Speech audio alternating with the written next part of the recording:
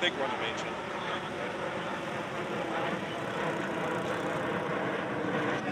Yeah. Go ahead. All right, Shalom, Akim, and Aqua. So we're out here to prophesy the downfall of this evil, wicked queendom. First, we want to start off by turning to the east. Yahweh, Bahashem, Yahweh Shai, Bahashem, Makakodash. All right, Shalom, Akim, and Aqua. Double honors to the apostles at Great Millstone. The apostles and the elders at Great Millstone that taught us this doctrine in truth and sincerity. All right, Shalom to the elect. So again, we're out here to prophesy the downfall of this evil, wicked queendom that's ran by what Esau Edom, which is a self-proclaimed white man. Okay, his true nationality is what, being an Edomite. Okay, and we're here to what, expose him, put that great Inquisition on him, and expose him for his evil, wicked deeds. Also to what, wake up our people, which are you so-called Negroes, so-called Latinos, so-called Native Americans. You are the true Hebrew Israelites. You are the saints of the Bible. This Bible was written for you, okay? But the thing is that 2/3 of our people are not going to get the message. That's why we say what the hopeful elect, or the elect. We're only reaching to the elect, okay?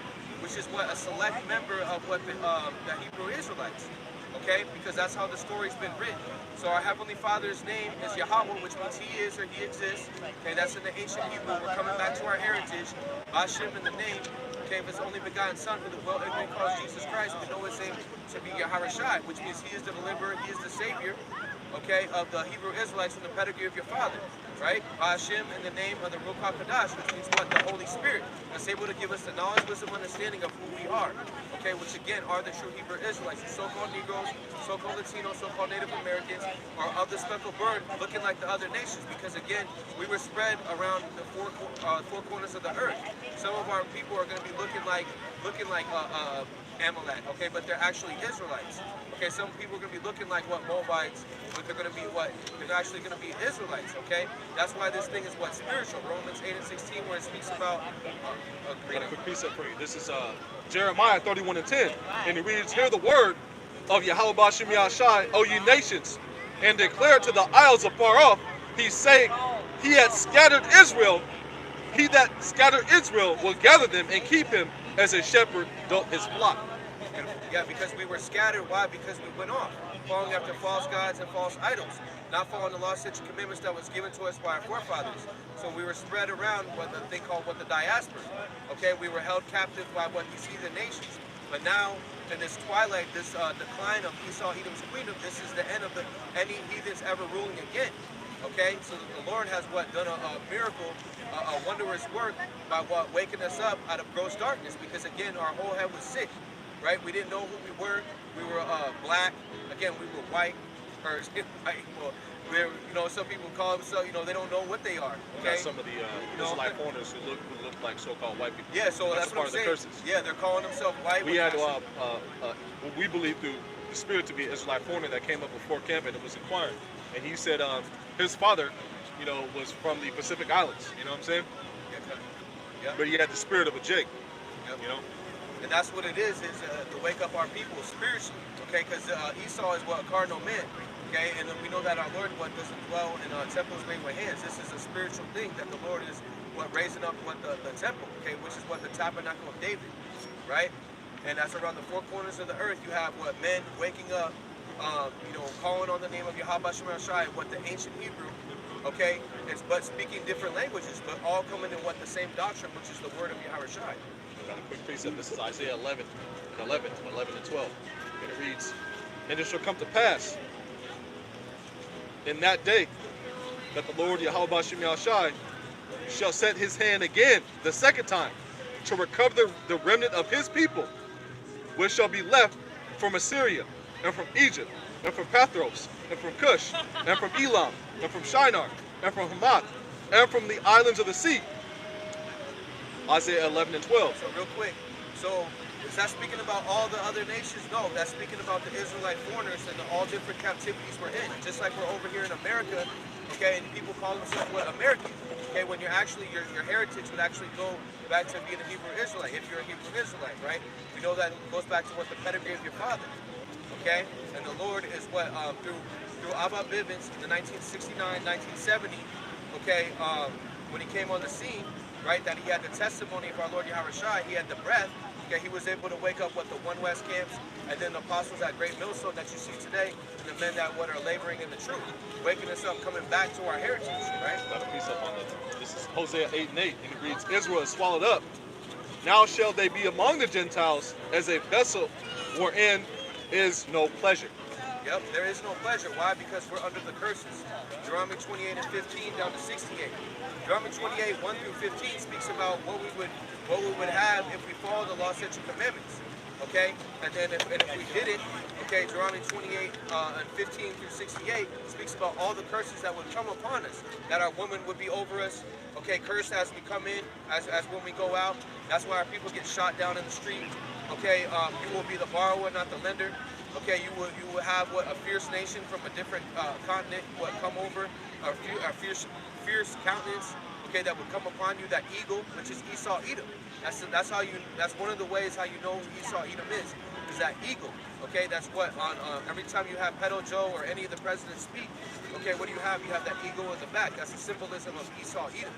Okay, and who he is, right? Isaiah 11 and 12, just to finish up, and it reads, And he shall set up an ensign for the nations, and shall assemble the outcasts of Israel, and gather together the dispersed of Judah from the four corners of the earth. Beautiful. Yeah, because we are known as outcasts. We're known as what niggas, spics, and wetbacks, tontos. Okay, we're known as what the basically the scum of the earth. When we're actually have a large heritage. Our Lord only sups with us. We're the only people that can be able to sin. Okay, we're those special people. Okay, and of those special people, there is a elect. Okay, and He's raising us up to be great men. Okay, through exhortation, through rebuke. Okay, through coming back to the Lord, following the law, statutes, and commandments to the best of our ability. All right, this is Jeremiah chapter 12, verse 9. It says, Mine heritage is unto me as a speckled bird. The birds round about are against her. Come ye, assemble all the beasts of the field. Come to devour. Because we look like the other nations. That's why this thing is a spiritual thing. We're not looking for the blackest Hebrew Israelite. Okay, we're not looking for the most Latino, the most Chicano Israelite. Okay, we're not looking for the most. Let's push this around because it's the glare. Okay, we're not looking for the someone that has a mohawk and things like that. The glare from the light, bro. Oh yeah, Hey, Shalom, Maki, how about you? Yeah, we're looking for the elect. Okay, the Lord is actually going to draw them in. We're just out here to have this be a reasonable service to Yahweh Hashem Yahushai. Okay, and so again, we've been spread around the four corners of the earth.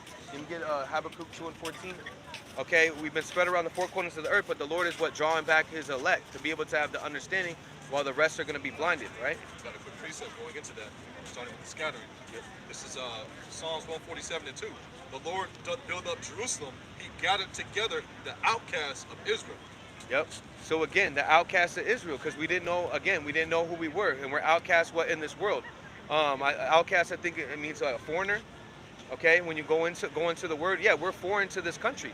Our true heritage, our true language is not English. Okay, our language is not Spanish or French. Okay, or any of these anytime when our oppressor put forth their language. Our language is actually in the ancient Hebrew, and the Lord is coming back with that name by through spiritually through our elders being able to have those names. Okay, that is our heritage being passed down to us, and the true name of the Heavenly Father is Yahweh, which means He is or He exists. Okay, and His only begotten Son, which is Yahweh Shai. He is the deliverer, He's the Savior. Those are the only names that actually have true meanings to them. Okay, these the fish Dagon and fish God and Jesus Christ and all these different Yahshua, Yahweh, all these are false names. The Lord only has one name, okay? And those names actually mean something. He is or He exists, Yahweh, okay, or Yahweh Shai, which means He is the deliverer, He's the Savior. And who is He coming back for? What? The Hebrew Israelites. And of the Hebrew Israelites, it's only of the elect, right? You got that? All right, this is Habakkuk chapter 2, verse 14. For the earth shall be filled with the knowledge of the glory of the Lord, as the waters cover the sea. Beautiful, yeah, because the waters covering the sea. Those waters are those living waters, okay? Because this word is like living waters. It can be able to move and move and go anywhere, okay? It can be able to give us the knowledge, wisdom, understanding, Okay, because of what? The water is what? A seed. Okay, and that's able to what? Nourish us, to be able to give us life. Because again, we were with those dry bones. And you know, water is very important to the body. Our body is, just to say in a physical sense, our body is what? 75% water. Okay. Jeremiah 17:13. O Israel, that's like it. Jeremiah 17:13. O Yahweh Shem Yahushai, the hope of Israel. All that forsake thee shall be ashamed, and they that depart from me shall be written in the earth, because they have forsaken the Lord, the fountain of living waters. Yep. They have forsaken the Lord, because you have 2/3 of our people that are going to be in what? That bad bitch spirit. They're going to be in that thug life, diva, gunner, Cardi B spirit, which is nothing but a trap and a snare. Can I get a Wisdom of Solomon 16:26? Baba Kasha? Yeah, so our people are what? In a dark state. They're in a lowest state. Because again, Isaiah 1:3, where it speaks about the whole head is sick. Okay, and also, you know, these animals, they'll know who their owner is, but our people don't even know. They don't consider that they could be of a rich heritage. That they're the lineage of Solomon, King Solomon, which was what the most wisest man. That they're the lineage of David. And how do we come back? Yeah. Through the scriptures, you know, the living water, you know. Yep. He that believeth on me, as the scripture Meriwether. says, belly shall flow rivers of living water. You know, having our heart washed with pure water. I get that real quick. Yep.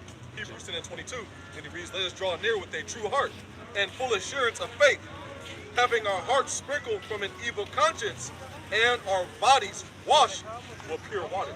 Yep. So again, going into what having our bodies washed with what these living waters, cleansed, eyesight, okay, a healing agent, right, by this word. Because again, our conscience, the word heart goes into the word lahab, which means keeping your heart.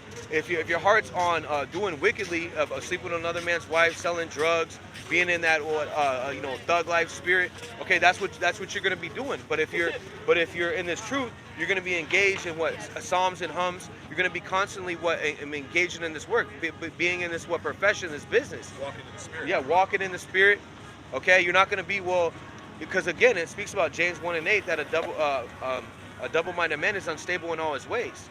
Okay, you can't be okay. I'm gonna be, you know, I'm gonna do this. I'm gonna work for 1 month, and then now I'm gonna come back to the truth in 1 month. No, you have to. It has to be a balance, because that is what false balance is abomination to the Lord. The scriptures say, let every man be fully persuaded.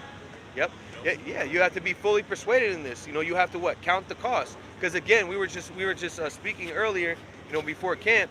You know, all I did, you know, I was just meditating on it. Was a thought that came to my mind, right? Which was, you know, all I did was let the Lord. Well, the Lord jawed me into this truth. Okay, and ever since then, I've just been catching hell. Okay, but that's all part of the walk.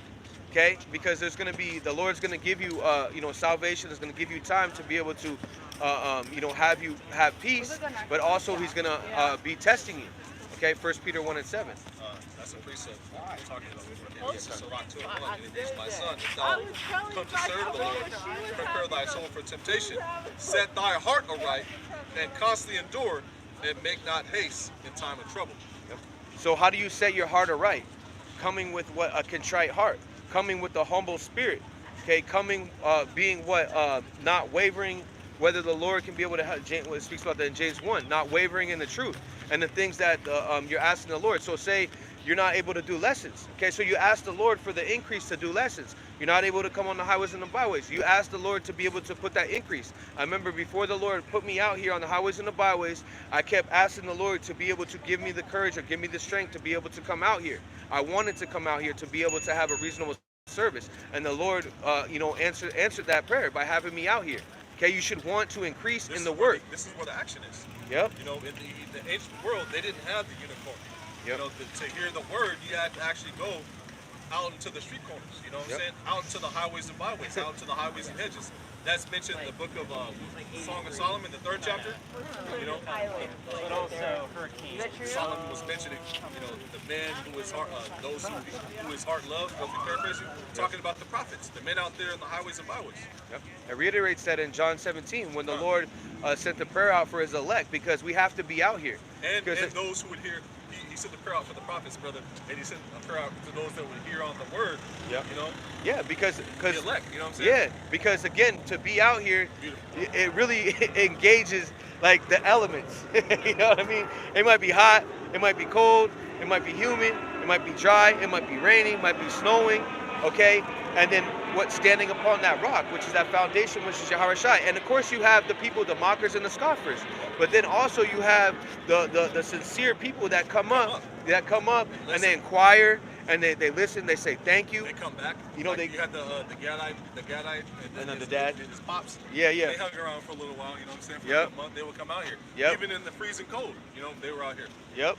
Yeah, come out here because we would come out here about 8 o'clock, and they would be out here again. Older Jake, you know what I mean, and then his I don't know if it was his relative or whatever. They would come out here.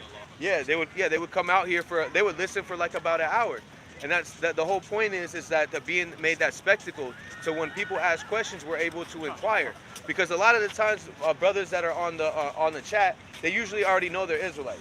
You know what I mean? It's not just a random thing like, oh, I found this channel. You know what I mean? It's not necessarily. That's not. I mean, no, nothing's random. You know. If they have it, if they're on the chat, they've made their channel public and they've signed in. Yeah. Created created a user They're profile. they're fully persuaded in their mind. They've counted the cost, and now they're just engaging because 2 or 3, 2 or 3 are here. What the Lord's in the midst, roughly paraphrasing that.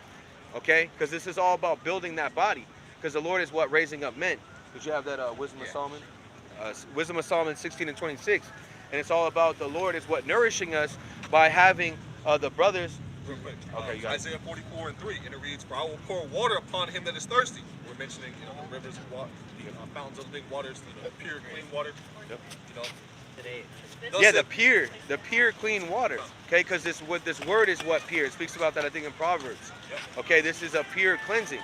This is where you can be able to, where the Lord Yahweh Shai has sacrificed that body, his body, sacrificed his body and blood for us to be able to have that ransom, for us to be able to even come back, for us to be able to have that seal open up. Okay, he opened the seal of the book. I got that Right. for you. This is Psalms 12 and 6. It reads, "The words of Yahweh, Ma'ashem Yahushai, are pure words, as Beautiful. silver tried in a furnace of earth, purified 7 times."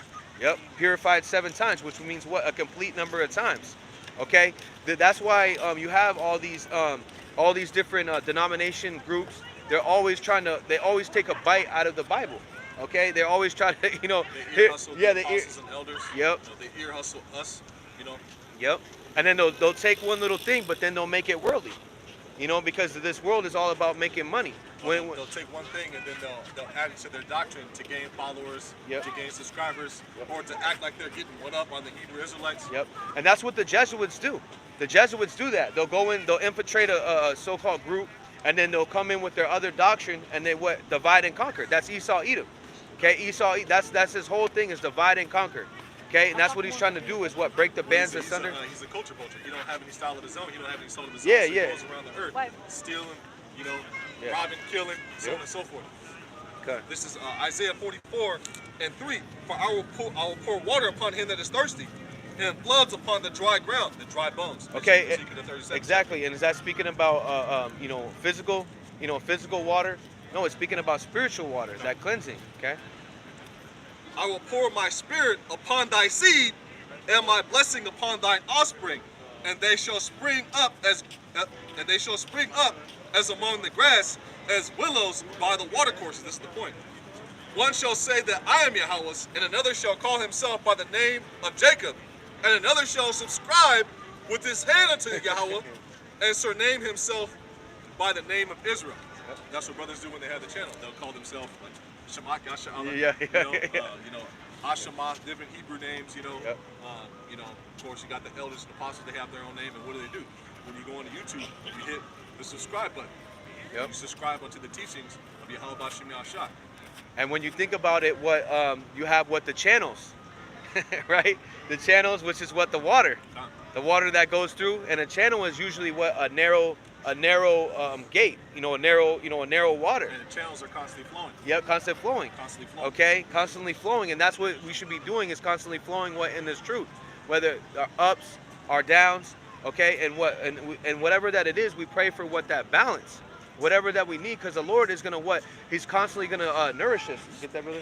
All right, this is Wisdom of Solomon 16:26. It says that thy children, O Lord, whom thou lovest, might know that it is not the growing of fruits that nourish man, but that is thy word, which preserveth them that put their trust in thee. And that's what we're out here doing. We're putting our trust in the Lord.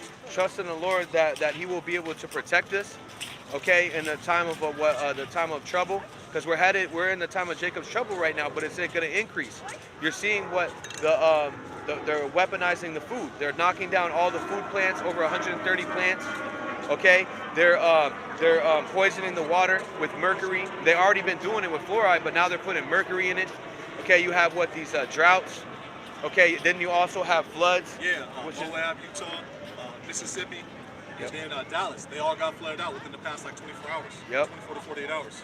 And that's all the Lord, whether it's Esau Edom doing it with his heart machine, with his 5G or 6G, that's ultimately Yahweh Shai bringing forth the judgment. Okay, he's not prolonging his word anymore. Ezekiel 12:28. Okay, he's bringing it forth. He's bringing forth what? The judgment. Because Yahweh Shai, Psalms 9:16. The days are at hand with the effect of every vision. Yeah, because the Lord is bringing it forth. Okay, and we should be we should be happy and rejoicing. Okay, rejoice ye heavens, because we know that this devil has but a short time. So he has to come down with that great rain. He has to come down with all these prophecies have to happen. Okay, for the kingdom to be able to come. You have to go through the fight. We were talking about Kobe. You know what I mean? Practice, but like all the stuff you endure before even the actual game. Because it was a story about Kobe that I saw today actually, and he was running down the street and he was actually barefoot, right? And there's one of his teammates, and he was barefoot and he was just running. And then he said, "Is that you?" And then he said, "Yeah, it's me." He's like, "Oh, I'm just practicing." So then he got to the camp, or got to not the camp, but the actual practice. And then Kobe already worked out that day.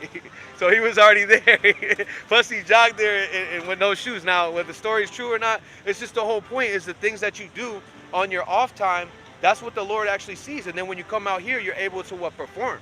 Okay, perform. You're supposed to be performing at a high level. Okay? Also, the knowledge that we get preps us for Jacob's trouble, so we're not bugged out. Yeah. We see people, dying by the thousands. We see people turning on each other, family members, looking to turn us in, so on and so forth. We may see our face on the billboard poster. Yep. You know what I'm saying? Be on the run. Well, the scriptures say we're going to have to go through all those things to different lots for different people, man. So we're comforted now knowing that those things are set to happen. So when it happens, as far as the game time situation, we're not surprised. We're not flabbergasted. We're not, oh man, losing our mind. Yeah, he didn't tell us this. Pulling our hair out of our heads. The Lord wrote out the Starting with playbook. our elders and apostles, they've been preparing us for these times, man. Yep. By giving us the warning. Because that's what you're supposed to do is what? Give our people warning. Ezekiel 3:17. Okay? Warn my people with what? My mouth. Right? This is Revelation 12:12, and it reads, "Therefore rejoice ye heavens, and ye that dwell in them." And the heavens, that's symbolic of the elect, because we're, those will be of that number. We're the only ones that are being comforted right now. We're the only ones rejoicing. We see these people. There's a page that I follow on Instagram called Cyborg Pay, where it shows you people paying for stuff with the MOT to the beat. Okay, come. They'll wave their hand, they'll go up to them, and they'll have they showed the building up to the point where people were paying with Amazon Palm Pay, beginning of the year, and now you have people actually paying at grocery stores in the UK and so on and so forth, Sweden, with China, with the actual MOTB. Yeah. Because China, real quick, China, they're paying with their forehead. At these things. Yeah, they're paying with their forehead. Yep. And starting with our elders and apostles, they've been giving us the warning for years and years and years, and now these things are coming to pass. We're rejoicing, and these other congregations, they're going to have to start explaining what it is that these people are seeing as far as people paying with their hand and why they didn't give warning. Yep. Revelation 12:12, and it reads, "Therefore rejoice ye heavens, the elect," the only ones that are rejoicing, the hope of the elect, "and ye that dwell in them," what? Dwell in this truth. "Woe to the inhabitants of the earth and of the sea, for the devils come down unto you, having great wrath, because you know it, that he hath but a short time." And that's talking about the spiritual counterparts of the physical counterparts, Slakia, of the spiritual demon Satan in the flesh, the Edomite, starting with the wicked elite. These guys, Yeah, these are who we're supposed to be exposing at everything that they do. They bring out the device, okay? We bring out the lesson, okay? We bring out the lesson and we expose them with the knowledge, wisdom, understanding that the Lord has given us. We don't hide our this money in a napkin. Okay, it's not meant to be in a napkin. It's meant to what shine upon the whole world, letting everyone know. First of all, our people, letting them know about what this devil is doing, but also letting these other heathen nations know that we're woken up. Okay, and they heard that speech and they were afraid. Also letting them know the good news. Yep. The good news is the prison sentence is almost up. You Yep. know? Salvation is right around the corner. You know? Don't have to cry no more. Rulership. Shit. You know, dominion. You know? This is Sovereignty. you know, You know? Job 20 and 5, and then down to about 8. Should have put my phone on Do Not Disturb. Do you want to go look for? All right, this is the book of Job, chapter 20, verse 5. It says that the triumphing of the wicked is short. Oh, okay, Salakia. All right, Job 20, verse 4. Knowest thou not this of old, since man was placed upon earth, that the triumphing of the wicked is short, and the joy of the hypocrite but for a moment? Yep. And if you go into that word hypocrite in the Strong's, it goes, one of the definitions is godless, ungodly. It's godless, better yet. Yep. And Yeah, if we you go went into Job 9:24, one of the definitions for wicked is ungodly. You know? Yeah, 'cause that's how you can tie everything together. You know what I'm saying? Yep. Esau Edom is what? The ungodly. He said, a fool said in his heart, there is no God. Because what is he pushing forth? Who is his God? Science. Okay? Science, which means to know. And they don't know what science does. All they know that it pushes forth hell, which is a condition played out on earth, and as they both lead to what? Death. Because if you're not coming with the true doctrine of Yahweh Shema Shai, you're not going to be able to have the victory over death. Right? Because Yahweh Shai is known as the victory. Known as victory. Right? This is Revelation 18:23. Keep And it reads, and the light of a candle shall shine no more at all in thee, and the voice of the bridegroom and of the bride shall be heard no more at all in thee. For thy merchants were the great men of the earth, for by thy sorceries were all nations deceived. And if you go into that word sorcery, it means pharmakia. You know, sorcery, witchcraft, potions, poison. Yep. You know? And what's the symbol of the medical industry? You know, caduceus, you know what I'm saying? Asclepius, you know, with two serpents swimming around what looks like to be a sword, but if you take a deeper needle, if you take a deeper look, it actually looks like an NEEDLE. And that's also the sign of the World Health Organization. You know what I'm saying? Yeah. Because see, that's how it is. With the globe and two wings. You know what I'm saying? Yep. And what is that on? That's on all the hospitals. Yep. That's on all the ambulances. Okay. And that was all a plot for what that was thought of by what Esau Edom, the Rockefellers. Okay. When Adam Weishaupt, which was a Freemason, okay, which he's on the back of the dollar bill, the New World Order, May 1st, 1776.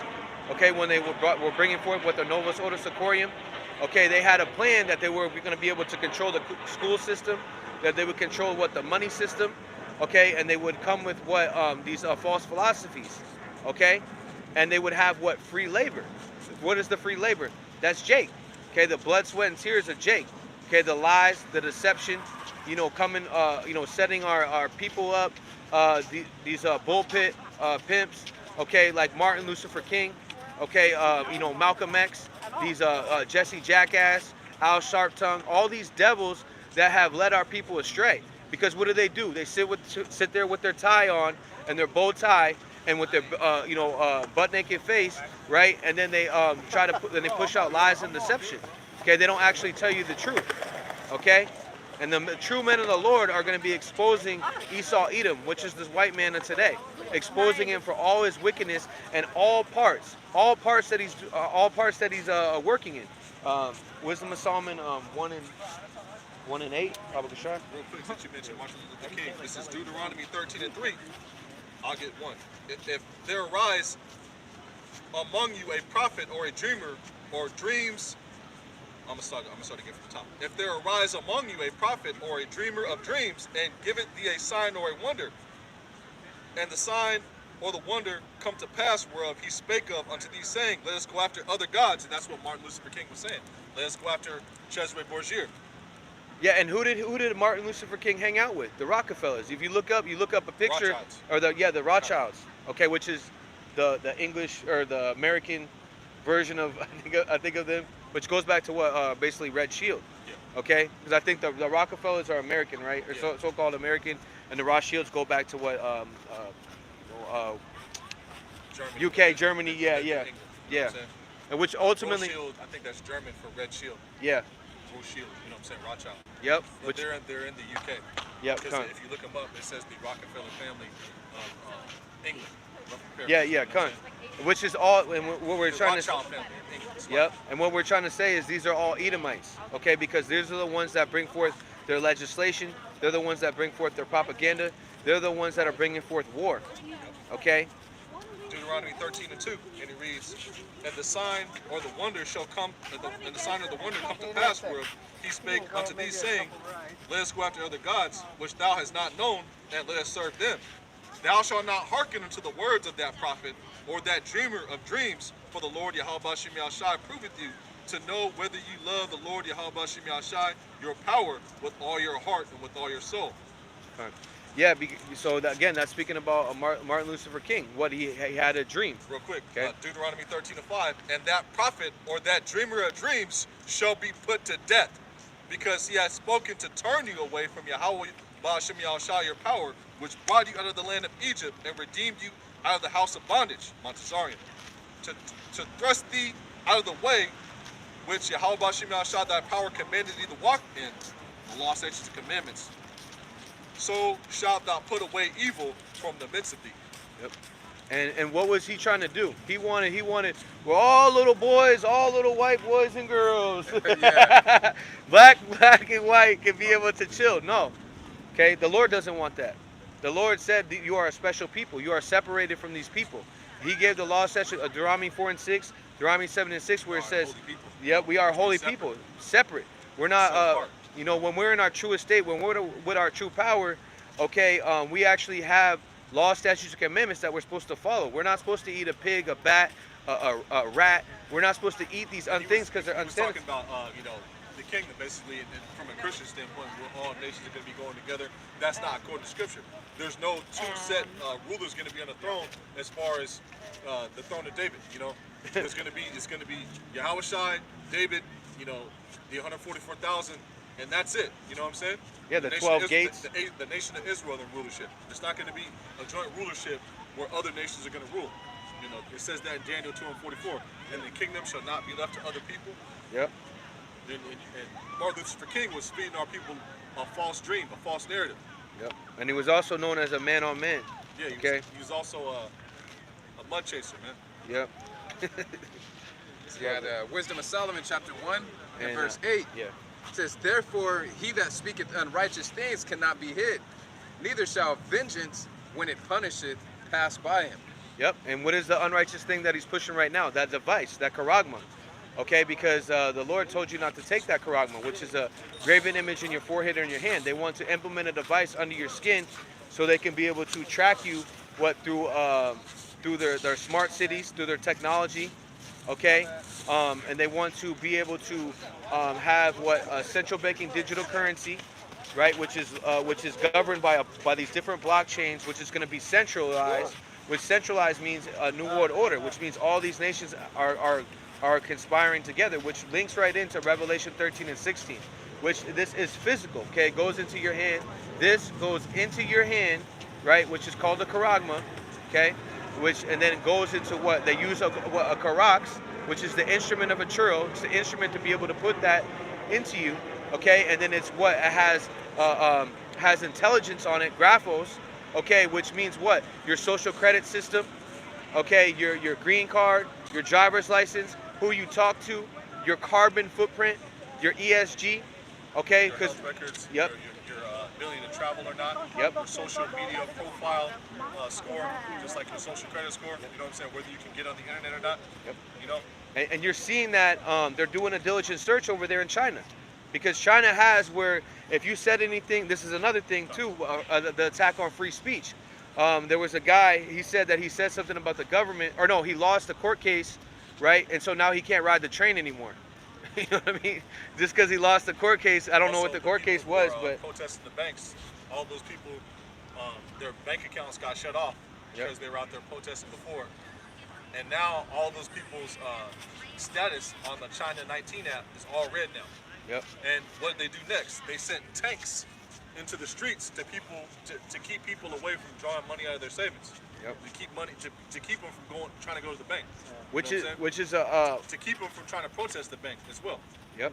Yes, you will. Which is a sign of what's to come to Babylon the Great. Beautiful. Because you will own nothing and be happy. Okay, they want full out control. And how do they control you? They know they control you by your food, okay, by your money. And that's what it speaks about. Revelation 13 and 16, buying and selling. Okay, they're pushing forth ungodly things, because the Lord says if you take that, what you will have a grievous sore. And when you go into that word sore, it goes into what? A cancer or an ulcer. Okay, and what you will have, Sirach 28, it speaks about you will have no rest day or night. Why? Because it has a tracking device. Okay, and they're gonna have these robots, these robot dogs, or robot, whatever they are, whatever how they look, but they're robots that are gonna be able to sense what you have, and they're gonna know who you are by what? Those things that you have inside of you. Okay.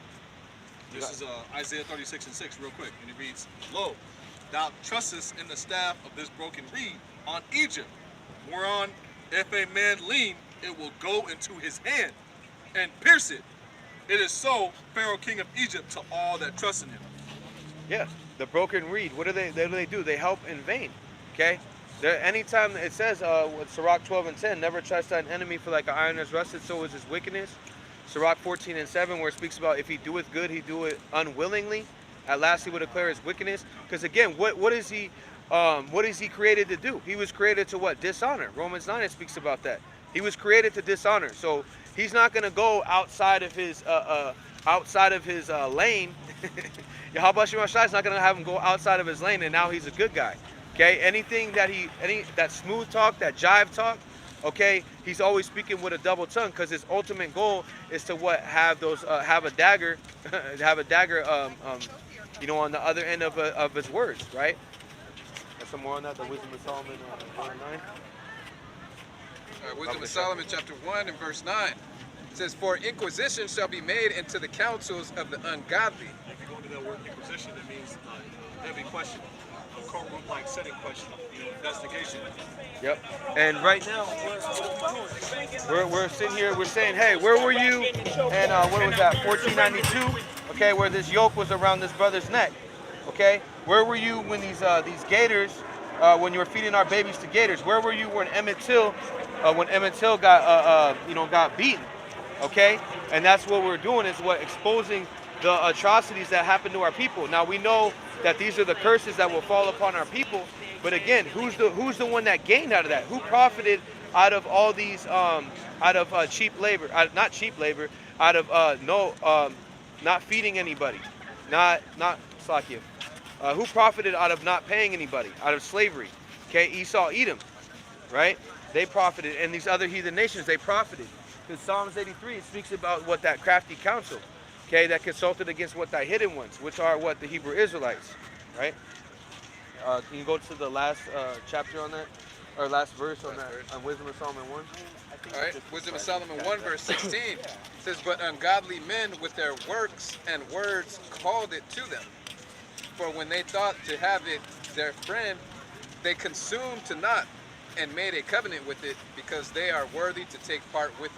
Come on. Yeah, so who are they making their friend? The Shaitan, okay? Their wickedness, their blood, okay? And who is our friend? Because Yahweh only dwells with those that have wisdom. Okay, Yahweh Shai, or Slakia, wisdom is a friend of wisdom. Slakia, wisdom is a friend of Yahweh Shai. Okay, a friend of the prophets. Slakia, there we go. Is a friend of the prophets. Okay, and their wisdom is not wisdom at all. It's ultimately for their judgment, right?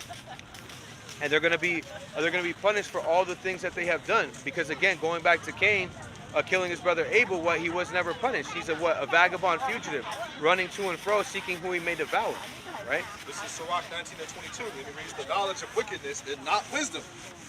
We'll read again from the top. "The knowledge of wickedness is not wisdom, neither at any time the counsel of sinners prudence." Yep. So again, anything they do is it pushes forth a barren energy, which means no life. Okay, everything they push, man on man, that's no life. Woman on woman, that's no life. Transformer mentality, that's no life. Okay, if you're not coming in the name, or if you're not coming by this word, okay, that's the only way you can be able to survive the set perils that are about to happen in this place. Because the rest, all the people, they're in the immersed spirit. Okay, they don't have that hedge, they don't have that covering, so they're gonna get caught up when Esau Edom comes in like a flood. They're gonna go down to the Egyptian for help.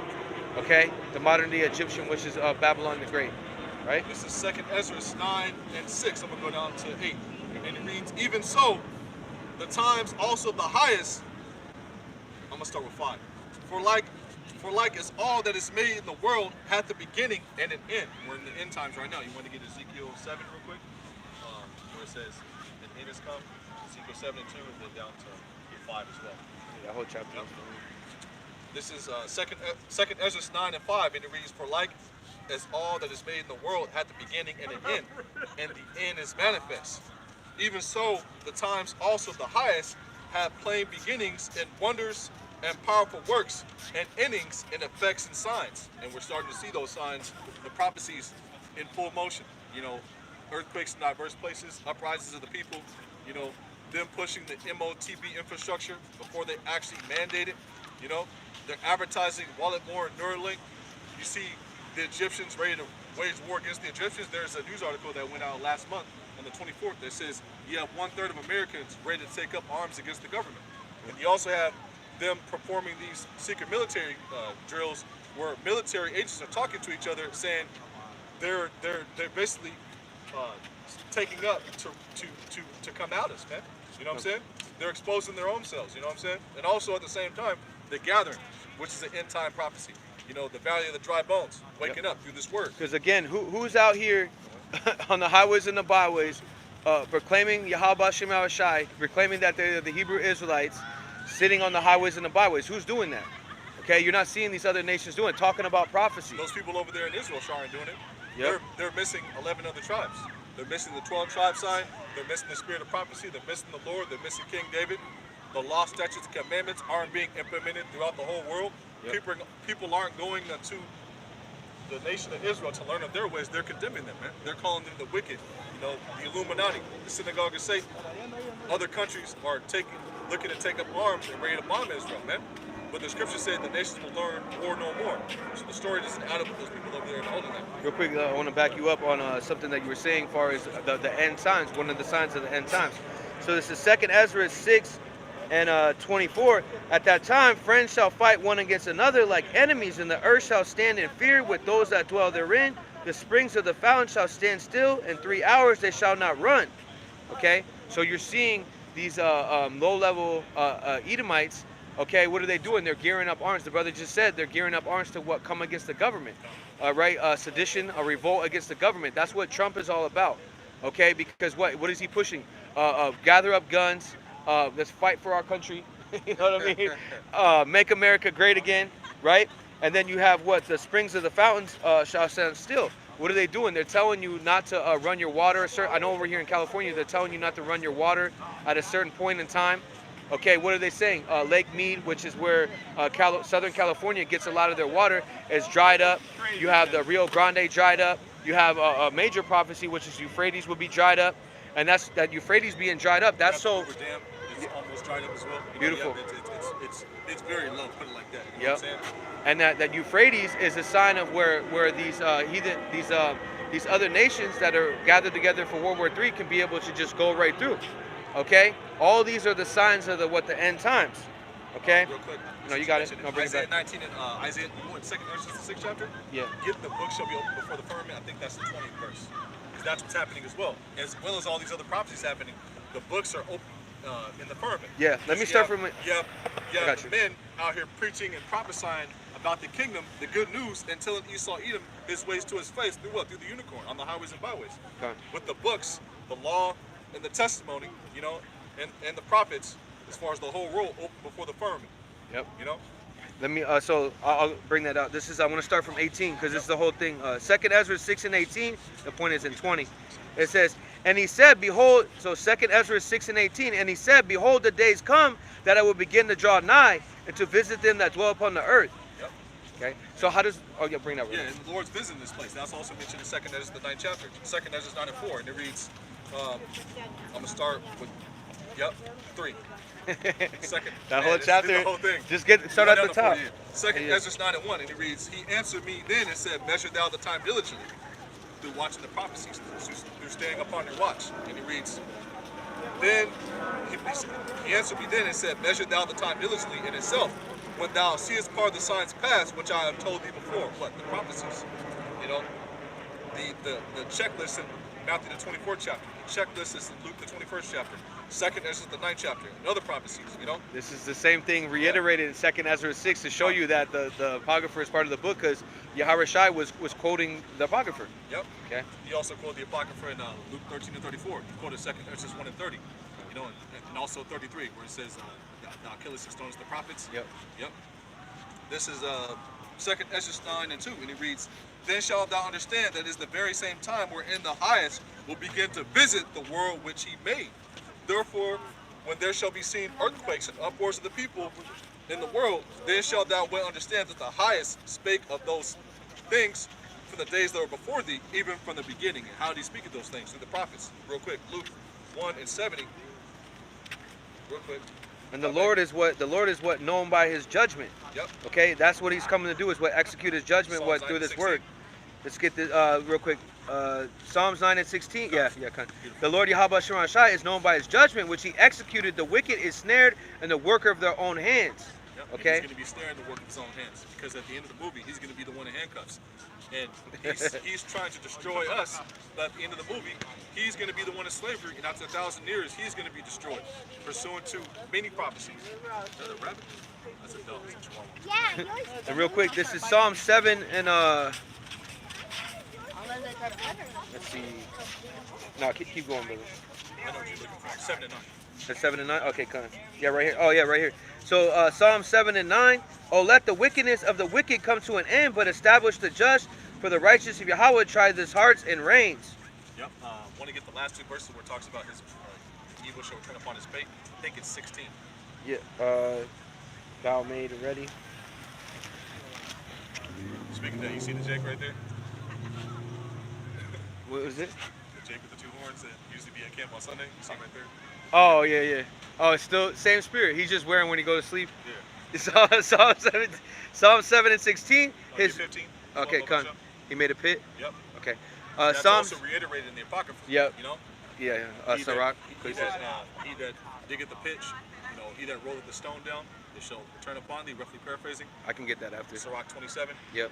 27 and at the end. At the end, yep. Yep. Psalm 7 and 15. He made a pit and digged it, and is fallen into the ditch which he had made. Yep. His wickedness shall return upon his own pate, the crown of his head. I got you. The ICBM missiles are going to hit him as he's looking up. And the only ones who are actually going to be able to survive are those in the deep underground military bunkers. For what? For slavery. It says, his mischief shall return upon his own head, Yep. and his violent dealing shall come down upon his own pate. Yep. Pate that goes into the crown of the head, you know, the top of the head. I will praise Yahawashi according to his righteousness, and I will sing praise to the name of Yahawashi the Most High. Yep. And to take it one step further, their wickedness is going to return upon them, the top of the head of Esau Edom. Yep. The Amalekites and the wicked elite 13 banking families that run this world. Yeah, You know? well, the Genesis 3:15. Yep. I will bruise thy head. You know what I mean? So his head's gonna be bruised. He's gonna be what? Be knocked down. Okay? Because ours was what? A heel. Ours was what? Temporary, right? Though thyself is the eagle. I Yep. will bring thee down. Done. You know, I will make thee a burnt mountain. This is 2nd Ezra, the 9th chapter, is the point I was trying to get. Other point, and it reads 2nd Ezra 9 and 6. I'm gonna get 5. For like as all that is made in the world hath a beginning and an end, and the end is manifest, even so the times also the highest have plain beginnings and wonders and powerful works and endings and effects and signs, the prophecies, which we're starting to see roll in full motion. Yep. And that word, real quick, that word manifest means obvious. It's obvious who the man of sin is. Okay. It's obvious that they're trying to what? Implement some. It's obvious that the They're paper trying to dollar is gone. They're trying to crown their enterprise. Yep. And they're trying to bring in, you have simple Jake, even though, this is a new world order. You know, simple Jake Simple Jake knows about the device. to the The beat. device. And Okay. you got guys talking about fringe up. You know, fringe warriors we were calling it before camp. Fringe up. The fringe warriors can't, live by the fringe, die by the fringe. The law, the law, the law. But you ask them Revelation 13 and 16, they'll tell you it's an embargo. When everything that Esau Edom was pushing, it should add up to what you guys are pushing. You should be able to say, okay, well, that's it right there. Yep. But what we teach, we can say, okay, that's it right there. This is the setup for it. This is how they're going to do it. Because through the spirit and power of Yahweh Shemai Shai, starting with our elders and apostles, we have the truth, man. Because if what you guys are pushing is true, you should be able to point out in the world what everything happening right now, all these end time prophecies, and to be able to come up with the any cause it for your breakdown. But you can't come up with the any cause it. Any cause it, that word cause it needs to fail, which means to set up, to get ready, to make ready, to be the author of. They're not setting up, John 3 and 16 for you to bow down to. Cesare Borgia. Yeah, a picture of your white concubine in your phone. You can't buy. They're not setting up a system where you can buy and sell with that, man. Or an embargo of philosophies. We've all been into Christianity. Yep. So if it's an embargo of philosophies, anybody who was a gangbanger for the truth, you should automatically be condemned as far as what you guys are teaching. Yep. And once again, one of the camps that teaches that is WFI. And didn't their leader get arrested for not agreeing with thy adversary quickly? Well, didn't the Lord tell us to agree with thy adversary quickly? Isn't that a wicked philosophy? Yep. So technically, He should be killed. According to your understanding, that's a wicked philosophy. Yeah. You're disregarding what the Lord says. Doesn't he have the MOTB there? Yep. See, it doesn't add up. You know what I'm saying? It doesn't add up, and it's easy. It's easy to confound that doctrine, especially with all that's going on in the end times, which we're in right now, what we're seeing in the world. It's easy to confound that argument. To confound that argument, buddy, it's like it. But what we teach, starting with our elders and apostles, we can actually point out step by step of what's happening, and go into the scriptures and actually go into the world and show you a live example. Yep. Just type in Walletmore. Yeah, because they're not setting up different. Type in biometric IDs and go to news and see how many countries are implementing biometric IDs. Or a white woman. They got just a bunch of white women stations. Like here you can have this white woman. You know what I mean? You can have it, carried in the store. Amazon's not setting up a bunch of white women. Amazon's not setting up. Are you an Israelite cop stations? They're not setting up pictures of you to bow down to Cesare Borgia. Yeah. Exactly. What you guys are teaching, man, it's so easy to confound. You guys are gonna have to give answers for that, man. Yep. And we're not out here to pick on you guys, but at the same time, hey, we gotta defend the gospel, and what you guys are teaching aren't adding up, man. Yeah, that's not correct. Yeah. And your followers just start to see it.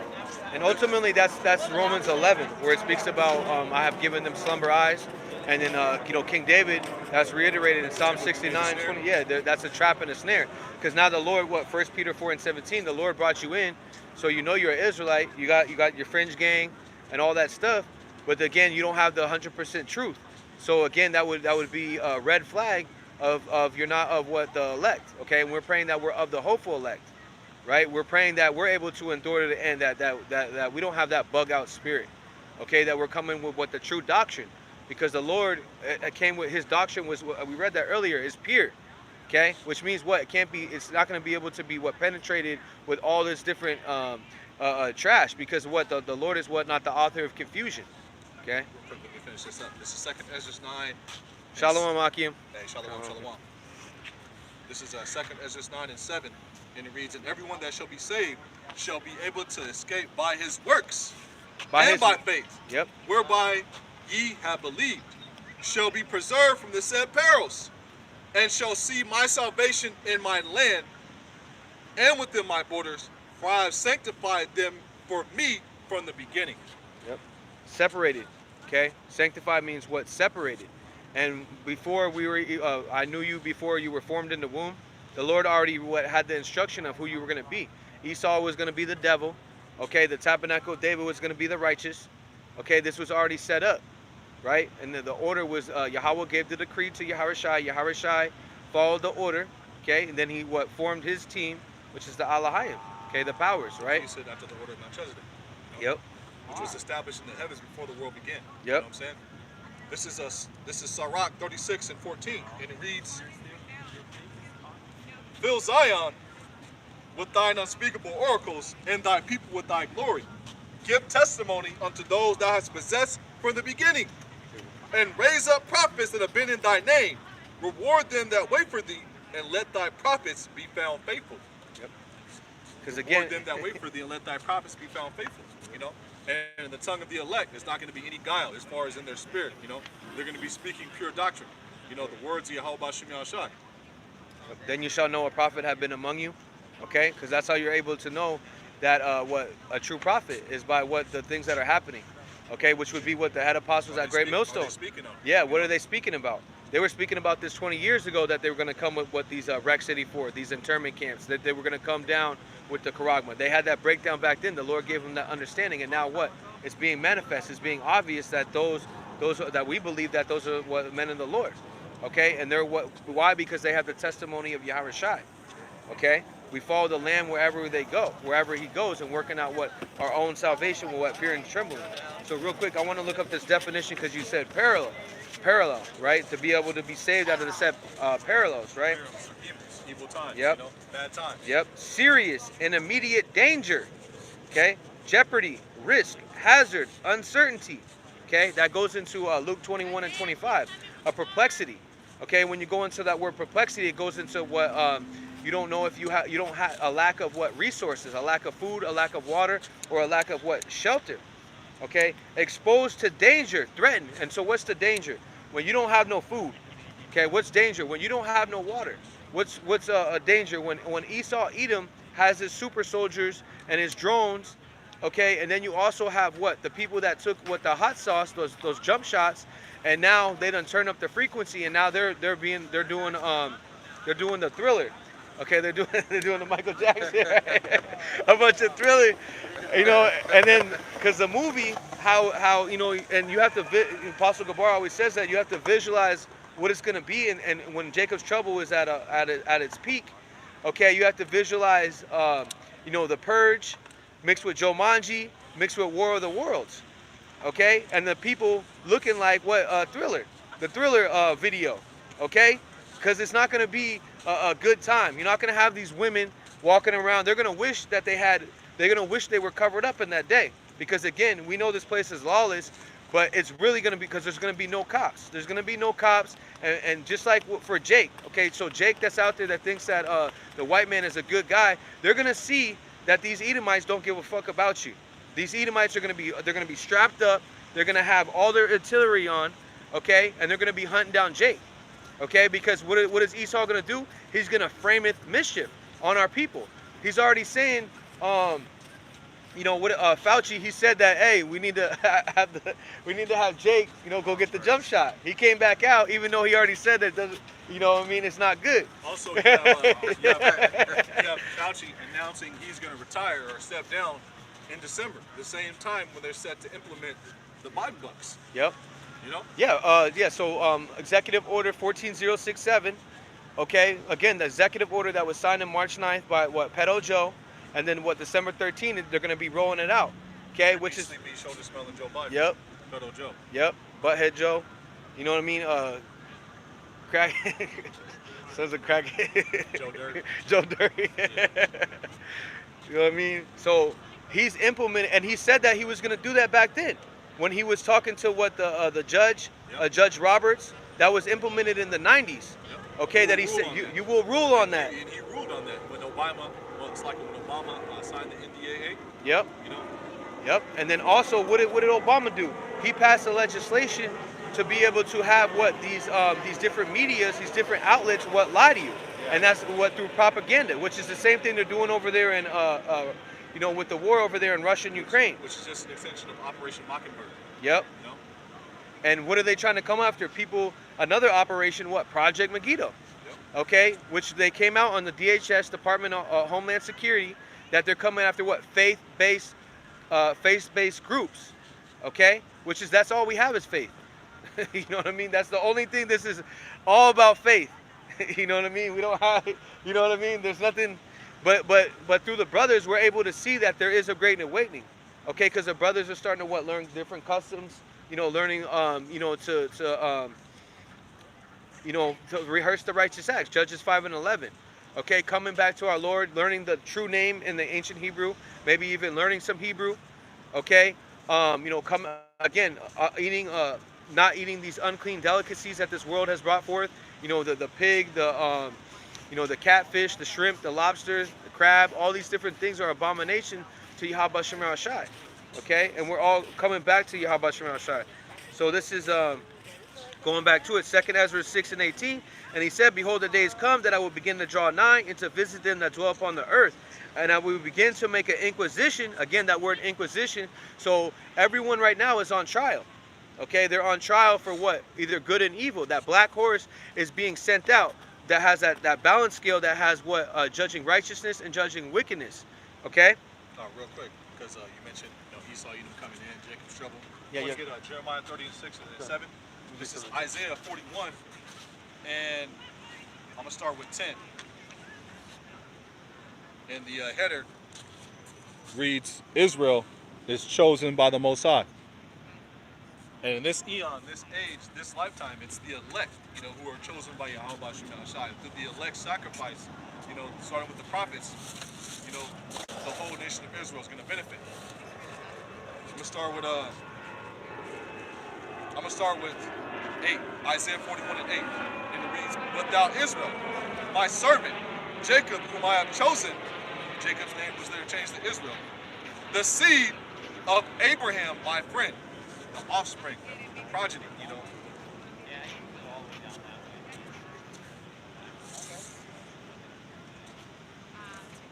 way. Isaiah 41:9, "Thou whom I have taken from the ends of the earth and called thee from the children for Slakia.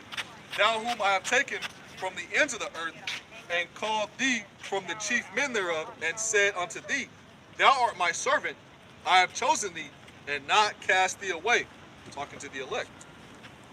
"Fear thou not, for I am with thee. Be not dismayed, for I am thy power.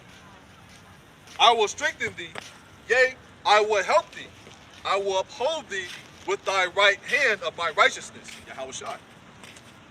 Isaiah 41:11, "Behold, all they that were incensed against thee shall be ashamed and confounded." You shall be not ashamed nor confounded, Yep. world without end. Isaiah 45:17. Because what do? They mocked and scoffed the prophets. They misused the prophets. Yep. Okay, because that's what you see out here. You had two Moes, two Transformers, looking like LeBron and Kobe. Yeah, Okay, tall. and then they have something to say.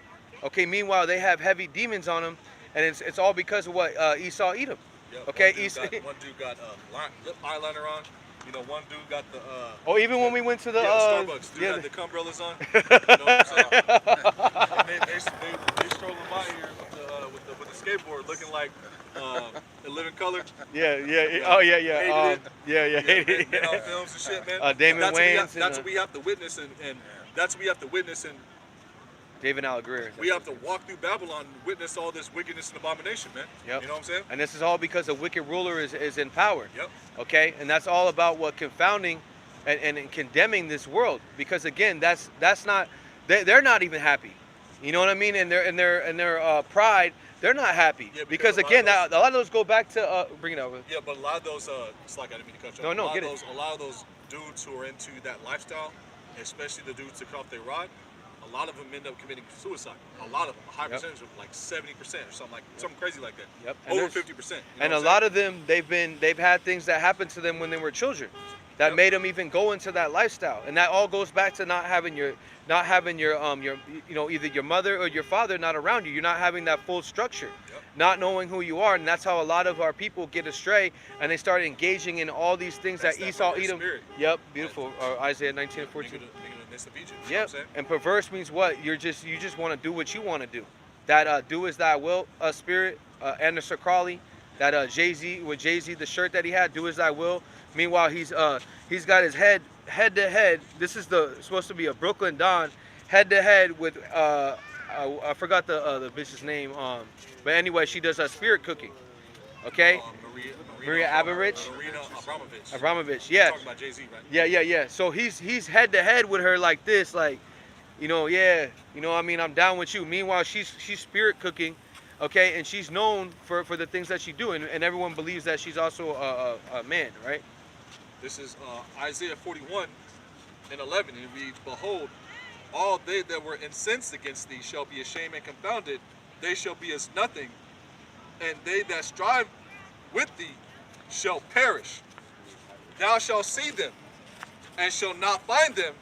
Even them that contend with thee, that war against thee, shall be as nothing, and a thing of naught.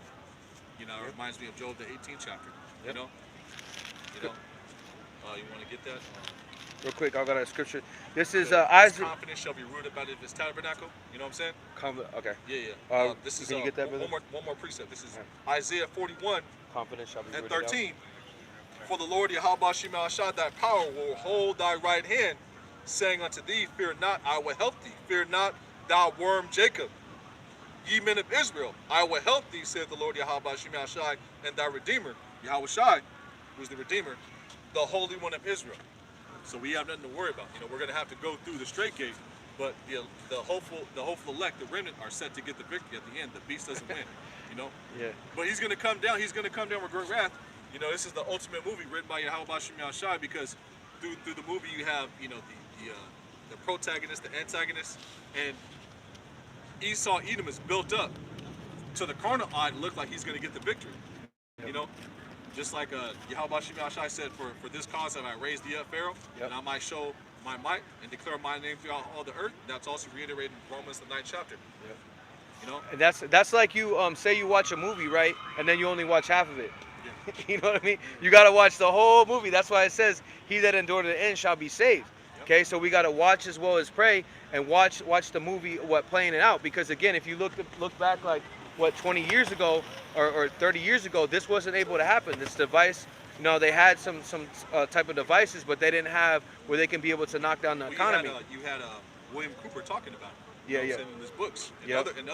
other That's what I'm people saying. who They were had it, but insiders. they didn't have where they can be able to knock down the economy Yeah. and bring in the paper dollar. Okay, there was, and then another thing is Russia didn't have the capability for the hypersonic missiles. To get over here. Yeah, to get over here, because in the last 10 years it's increased at an all-time high. That's Daniel 12:4. Knowledge shall increase. So as on the left, America had way more allies back then. You know, Yep. you have the French basically have turned on America. Yep. You know, in the past year and a half, 2 years, they're like, to hell Yep. with America. You know what I'm saying? Yep. You have the French basically siding with the Russians. You know what I'm saying? well, even China is going against, you know, because China is a major export.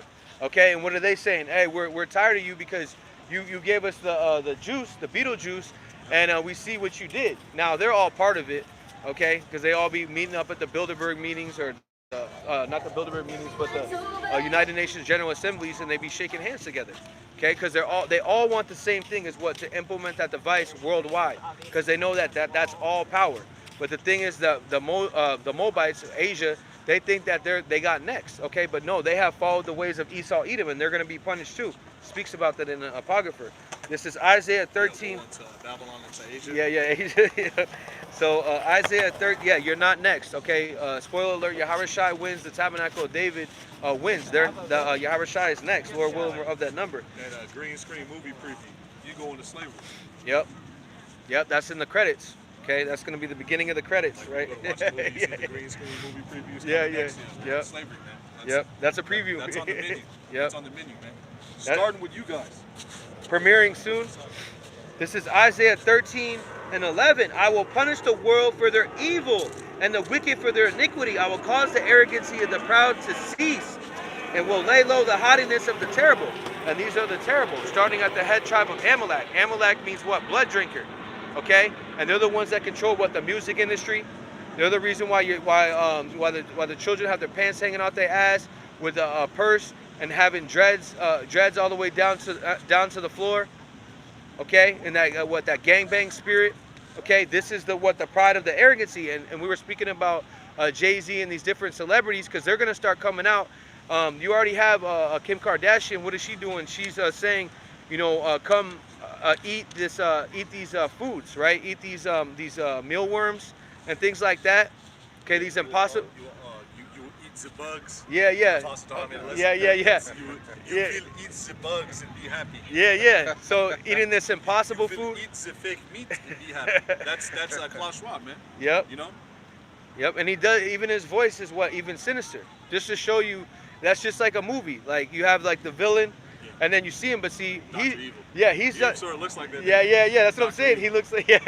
Because like, what do? They paint these. They have these things called what? Cult of personalities.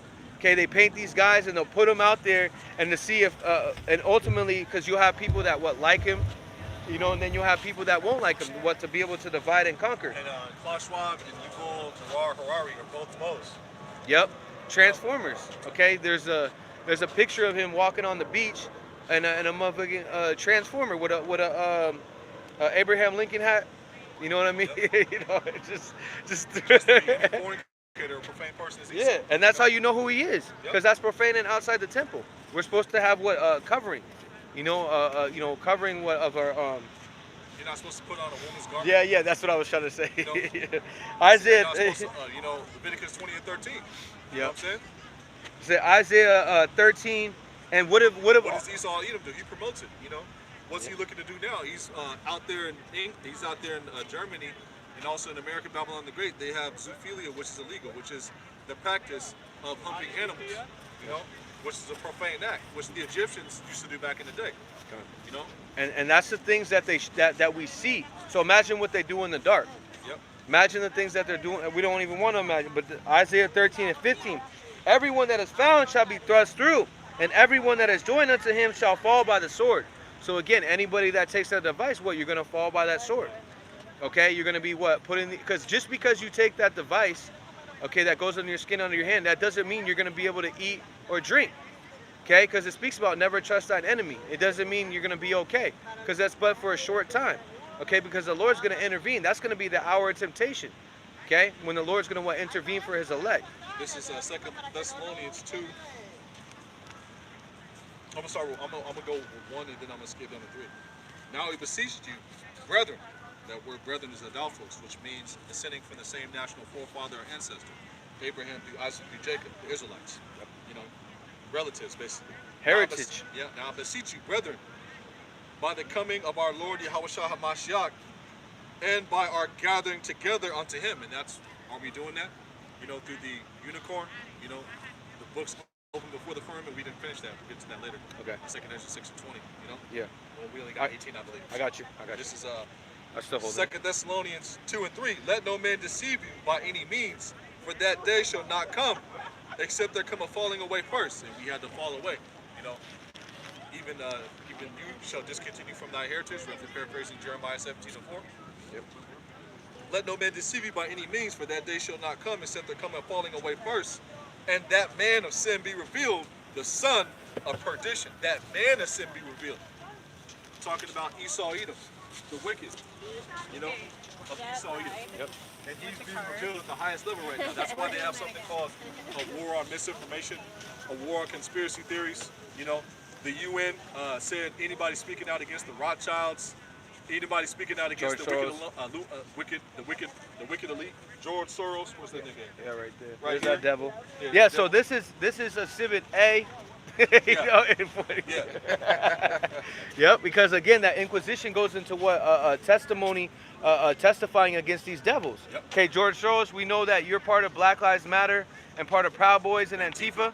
Yep. Okay, George Bush, what did you push? What the drugs in the 70s and the 80s when you went to these different wars and you were taking taking the poppy seeds, which goes into the heroin, which goes into what your pharmakeas, which we brought that out earlier. Your sorcery. The Rothschilds, we know you're hot. You know you behind the central banks. Yep. You know, which run the world. You Yep. know, one of the unclean spirits in Revelation 16 and 2. You're behind that whole operation. You know what I'm saying? Yep. Being London, where all the elite bankers are stationed at it. You know, a lot of them better yet. You know what I'm saying? Yep. Give me control of a nation's money, and I care not who make the laws. Roughly Yep. paraphrasing that. Prince Philip, you know, you're hoarding a lot of the riches that you stole from our people, man. I think You know? he's waiting for. He's already got his chain on. He's in the spirit world waiting. Yeah. You know what I mean? And also this devil. The unroyal family. Yeah, the unraised. They have a lot of Yeah, because- the treasures that were from the Byzantine Yeah. Empire. Yep. Also in these universities like Yale, Harvard, they have secret rooms where they have stuff from allegedly from like Because we were controlling that land. We're I forgot the word what British means, but it goes back to goes back to us basically, right? Yeah, they got like Geronimo's skull. Yeah, and- because they're actually the teamen. Yep. Okay, the queen over there, that's actually, she's actually the team. She's actually a teaman. Okay, which would be what the small, Teamites. the teamites, right?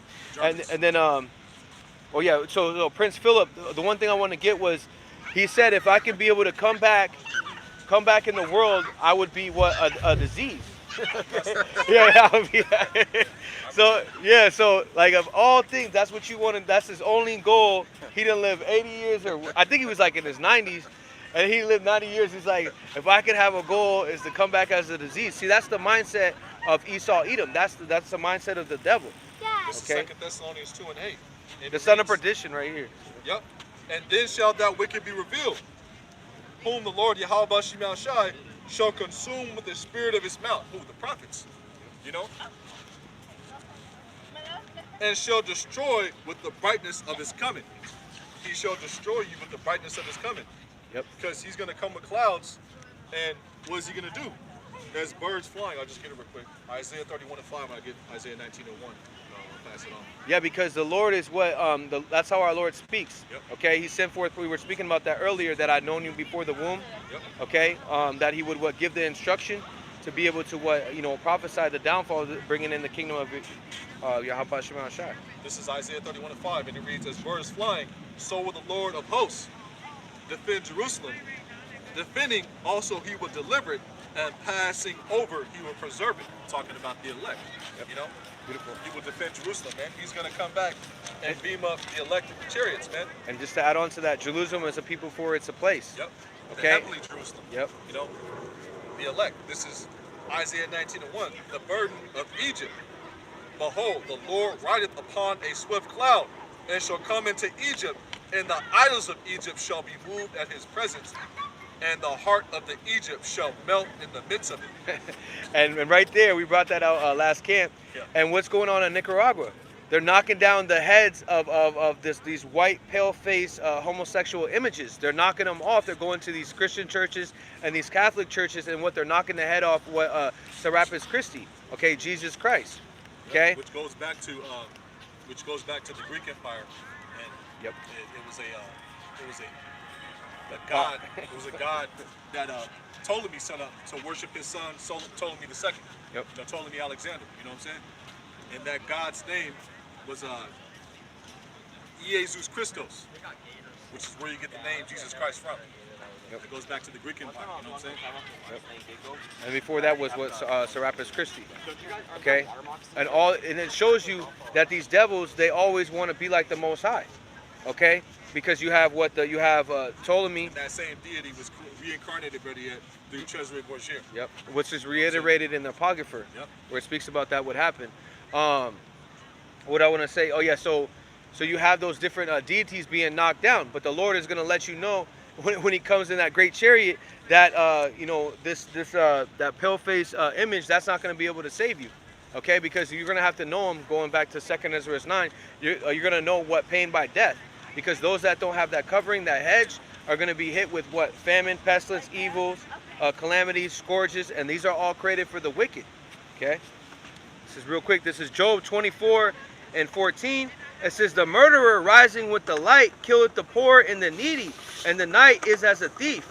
So again, he's constantly plotting in the darkness, okay? And these think tanks and these Bilderberg meetings, these United Nations General Assemblies meetings, okay, to what? Come against the men of the Lord. How can we stop them from, how can we knock down the internet? And those Nicaraguans, those are Israelites. Yeah, that's what I was going to, That goes back to the law, real quick. Yeah, Deuteronomy 12 and 3. Yep. I'll start with 1. These are the statutes, Slakia, and the judgments which ye shall observe to do in the land, which Yahweh Bashim Yahushai, power of thy fathers, giveth thee to possess it all the days that ye live upon the earth. Ye shall utterly destroy all the places wherein the nations which ye shall possess serve their gods, upon the high mountains, and upon the hills, and under every green tree. Ye shall overthrow their altars, and break their pillars, and burn their groves with fire, and shall hew down the graven images of their gods, and destroy the names of them out of that place. And that's happening through this word. Yep. You know, what those Nicaraguans do, they did exactly that. You know what I'm saying? Good. And this is 2 Corinthians 10 and 4. It says, 2 Corinthians 10 and 4, for our weapons of warfare are not carnal, but the mighty through Yahweh to pulling down the strongholds. Okay? And that's a stronghold on our people. You still have people going down to these churches, right? Going down to these churches, you know, still listening to TD Snakes, Cleflo Dollar, right? 2 Corinthians 10 and 5, casting down imaginations and every high thing that exalted itself against the knowledge of Yahweh, and bringing into captivity every thought to obedience of a Mashiach. So again, the brother brought it out, you know, going into what? The smashing down of these idols. Okay, and also you had the word hewn, which means what? To cut. And this word is what? Cutting into pieces. And this word is like what? A fire. Jeremiah 23 and 29, Jeremiah 5 and 14. Okay. Isaiah 6 and 5. And it reads, Bring it out, yeah. therefore have I hewn them by the prophets. Beautiful. I have slain them by the words of my mouth, and thy judgments are as the light that goeth forth. Yep. Hewn them by the prophets. And what's the judgments that are going forth? Plagues, tribulation, anguish, the downfall, the twilight, the decree, the decline, Slakim, the decline of Esau, Edom's kingdom. That's all through this word. And that's why it's so important not to gather up arms. Because the Lord's doing a miraculous work. The Lord's working right now. Okay? He's putting in that work. Just like we should be doing. Because what is it? Matthew 5 and 48. We should be like Yahweh. We should be like the heavenly.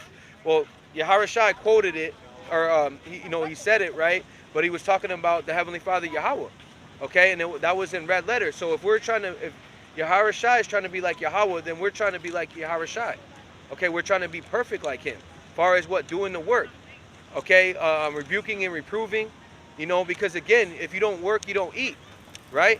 The Lord Yahawashi had to work, so how much more that you have to work? You know what I mean? Because we're fighting for something that's external, something that's an eternity, forever. This is the only kingdom that's going to be forever. Esau, Edom, his kingdom is but for a moment. So whatever that you're engaging in this world is nothing. It's all vanity. This is Okay? Habakkuk 1 and 5, and it reads, behold, ye among the heathen, and regard and wonder marvelously. For I will work a work in your days, which ye shall not believe, though it be told you. Yeah, so would you believe before the Lord drawed you out that you would be out here on the highways and the byways? That's a miracle right there. Would you believe that even going back 4 or 5 years ago, before the pandemic happened, would you believe that there's going to be no food? Okay, you know what I mean? If you weren't in the truth, okay, you wouldn't believe that work that would happen. You wouldn't believe that all these things would happen until the Lord gave you that understanding, gave you that wisdom, and that's able to be comfort, because the Lord is known as the comforter. Okay, the Yahawashi is the comforter, but He's also known as the Word, and these words are comforting when you're able to know what your enemy's going to do before he does it. Okay, it says Job 24 and 14. I'll read it again. The murderer, okay, wasn't Cain a murderer? Okay, and what Esau's coming in that same spirit, rising. Cain was the first murder. Yep. Yeah. John 8 and 44. Yep. John 10 and 10. Okay. This is how we know Esau Edom is, right? Rising with the light, the light killeth the poor and the needy in the night and as thief. So he's rising up with his truth, with his false philosophies. Okay, and a lot of what is he doing? He's stealing away your heritage. He's an imposter, coming with his own, saying that he is Yahawashi, right? It says Job 24 and 15. The eye also of the adulterer waiting for the twilight, saying, no eye shall see me, and distinguish it his face. So again, going into the adulterer goes into idol worship. Okay, and what do they want you to do? They want you to worship. They want you to worship this right here, which is ultimately going into your temple. They want to be able to go inside of your temple, which is your body, to be able to destroy it, take away your VMAT2 and your God gene. I got a quick reset from the brother out there in Australia. Hey, Shalom, Maki. This is Hebrews 4 and 12. And it reads, for the word of Yahweh B'Shem Yahshai is quick and powerful, and sharper than any two-edged sword, piercing even to the dividing asunder of soul and spirit, and the joints and marrow, and is a discerner of the thoughts and intents of the heart. Yep. And Esau Edom's cut to the 7th and 8th peak meat right now, man. Yep. You know what I'm saying? Yeah, and that's why he's crying out. Yep. It's misinformation. It's disinformation. It's 72, conspiracy theories. 72 extremists. Yep. Okay, they're conspiracy facts. Okay, these are like we read earlier. Manifest. They're obvious. It's obvious what you're doing. You're just being exposed, and the true men of the Lord are calling you out on it. Real quick, 2nd Ezra 15, just to add on to that. 2nd Ezra 15 and 15. Whereupon Jeremiah, holding forth his right hand, gave to Judas a sword of gold, and giving it to spake thus, take the holy sword, a gift from Yahweh, which where thou shalt wound thy adversaries. So that's what's happening. This spiritual sword right here, okay, and the words that Yahweh Shem Shai gives the true men of the Lord is what cutting this place asunder. And as we were reading in 2nd Ezra 6, when you go into that word asunder, because Ezra inquired, what shall be the parting asunder? Asunder goes into what? Pieces. And this place is going to be what? Broken to pieces, going into the idol worship. And Yahweh Shai is going to what? Come and break it to pieces, right? Starting with this word. This is Psalms 119 and 125. And it reads, I am thy servant. Give me understanding that I may know thy testimonies. You know, Yep. the prophecies, the breakdowns, you know. Yep. Will be comforted knowing what's to come. This is Psalms 119 and 126. It is time for thee, Yahweh Bashem Yahshai, to work, for they have made void thy law. And the Heavenly Father is working. You know? You can see it by watching the news, watching what's going on in Israel. You know, all those guys who aren't teaching the proper breakdown of the MOTB, they're starting to bug out. You know, they're starting to be confounded, man. You know, Esau Edom, what he's doing in the earth. You know, Yahweh Bashem Yahshai is working, man. You know what I'm saying? Then pushing the MOTB system. You know, you got Vocab Malone, you know, running circles around himself, you know, being confounded at every single turn. Yep. Yahweh Yeah, Bashem Yahshai is working, and the wonderful work is the brothers that are waking up all around the four corners of the earth. Yep. Waking up, what? Calling on the name, having that light shining upon them, that light that can't shine on Esau, because what? Cain, of his wicked sacrifice, of him killing his brother, the Lord Yahweh, what? Turned his face away from Esau Edom. Which is this truth. Yep, which is this understanding. So again, this light. Because he wasn't meant to get it from the get-go. Yep. So again, going back to the adulterer, right, the murderer, and when you go into, let me just read it again. This is Job 24 and 15. The eye also of the adulterer waited for the twilight, saying, no eye shall see me and distinguish his face. So again, going into the ideology, okay, going into what the charagma that they want to implant under your skin or on your hand, going into what Serapis Christi, Jesus Christ that we have today, going into what worshiping money, worshiping these, worshiping your birthday, worshiping yourself, idol, self worship, okay, and and then waited for the twilight, saying, no eye shall see me and distinguish his face. So when you go into the word twilight, it goes into what the decline of what Esau Edom's kingdom, and that goes into that two-edged sword that's cutting this place asunder, right? Job 20. Oh no, bring it up. Oh, this is 1 John, which you mentioned, 3 and 11, and it reads, for this is the message that ye heard from the beginning, that we should love one another, talking about us Israelites. Yep. What is love? To teach, keep the commandments, you know what I'm saying? Freely as you give, freely as you receive. Yep. Not as Cain, who was of the wicked one, who slew his brother, and wherefore slew he him, because his own works were evil, and his brother's righteous. Going into him being covetous, being envious. Envious, you're not supposed to envy your brother. Okay? You're not supposed to be jealous of what your brother has. That's being covetous. Okay? And that's what Cain was. Cain's in the same spirit, or Esau's in the same spirit as Cain, showing you the reincarnation. This is 1 John 3 and 13. It reads, marvel not, my brethren, if the world hate you. Going down into 15. Whosoever hateth his brother is a murderer. Yep. And ye know that no murderer hath eternal life abiding in him. Yep. Because you're not supposed to kill that brother. Okay? You're not supposed to be a murderer. Now, if someone comes into your house and you're, and something happens, okay, that's different. That's not being a murderer. Okay? A murderer is you're covering after someone, right? You can listen, but just listen.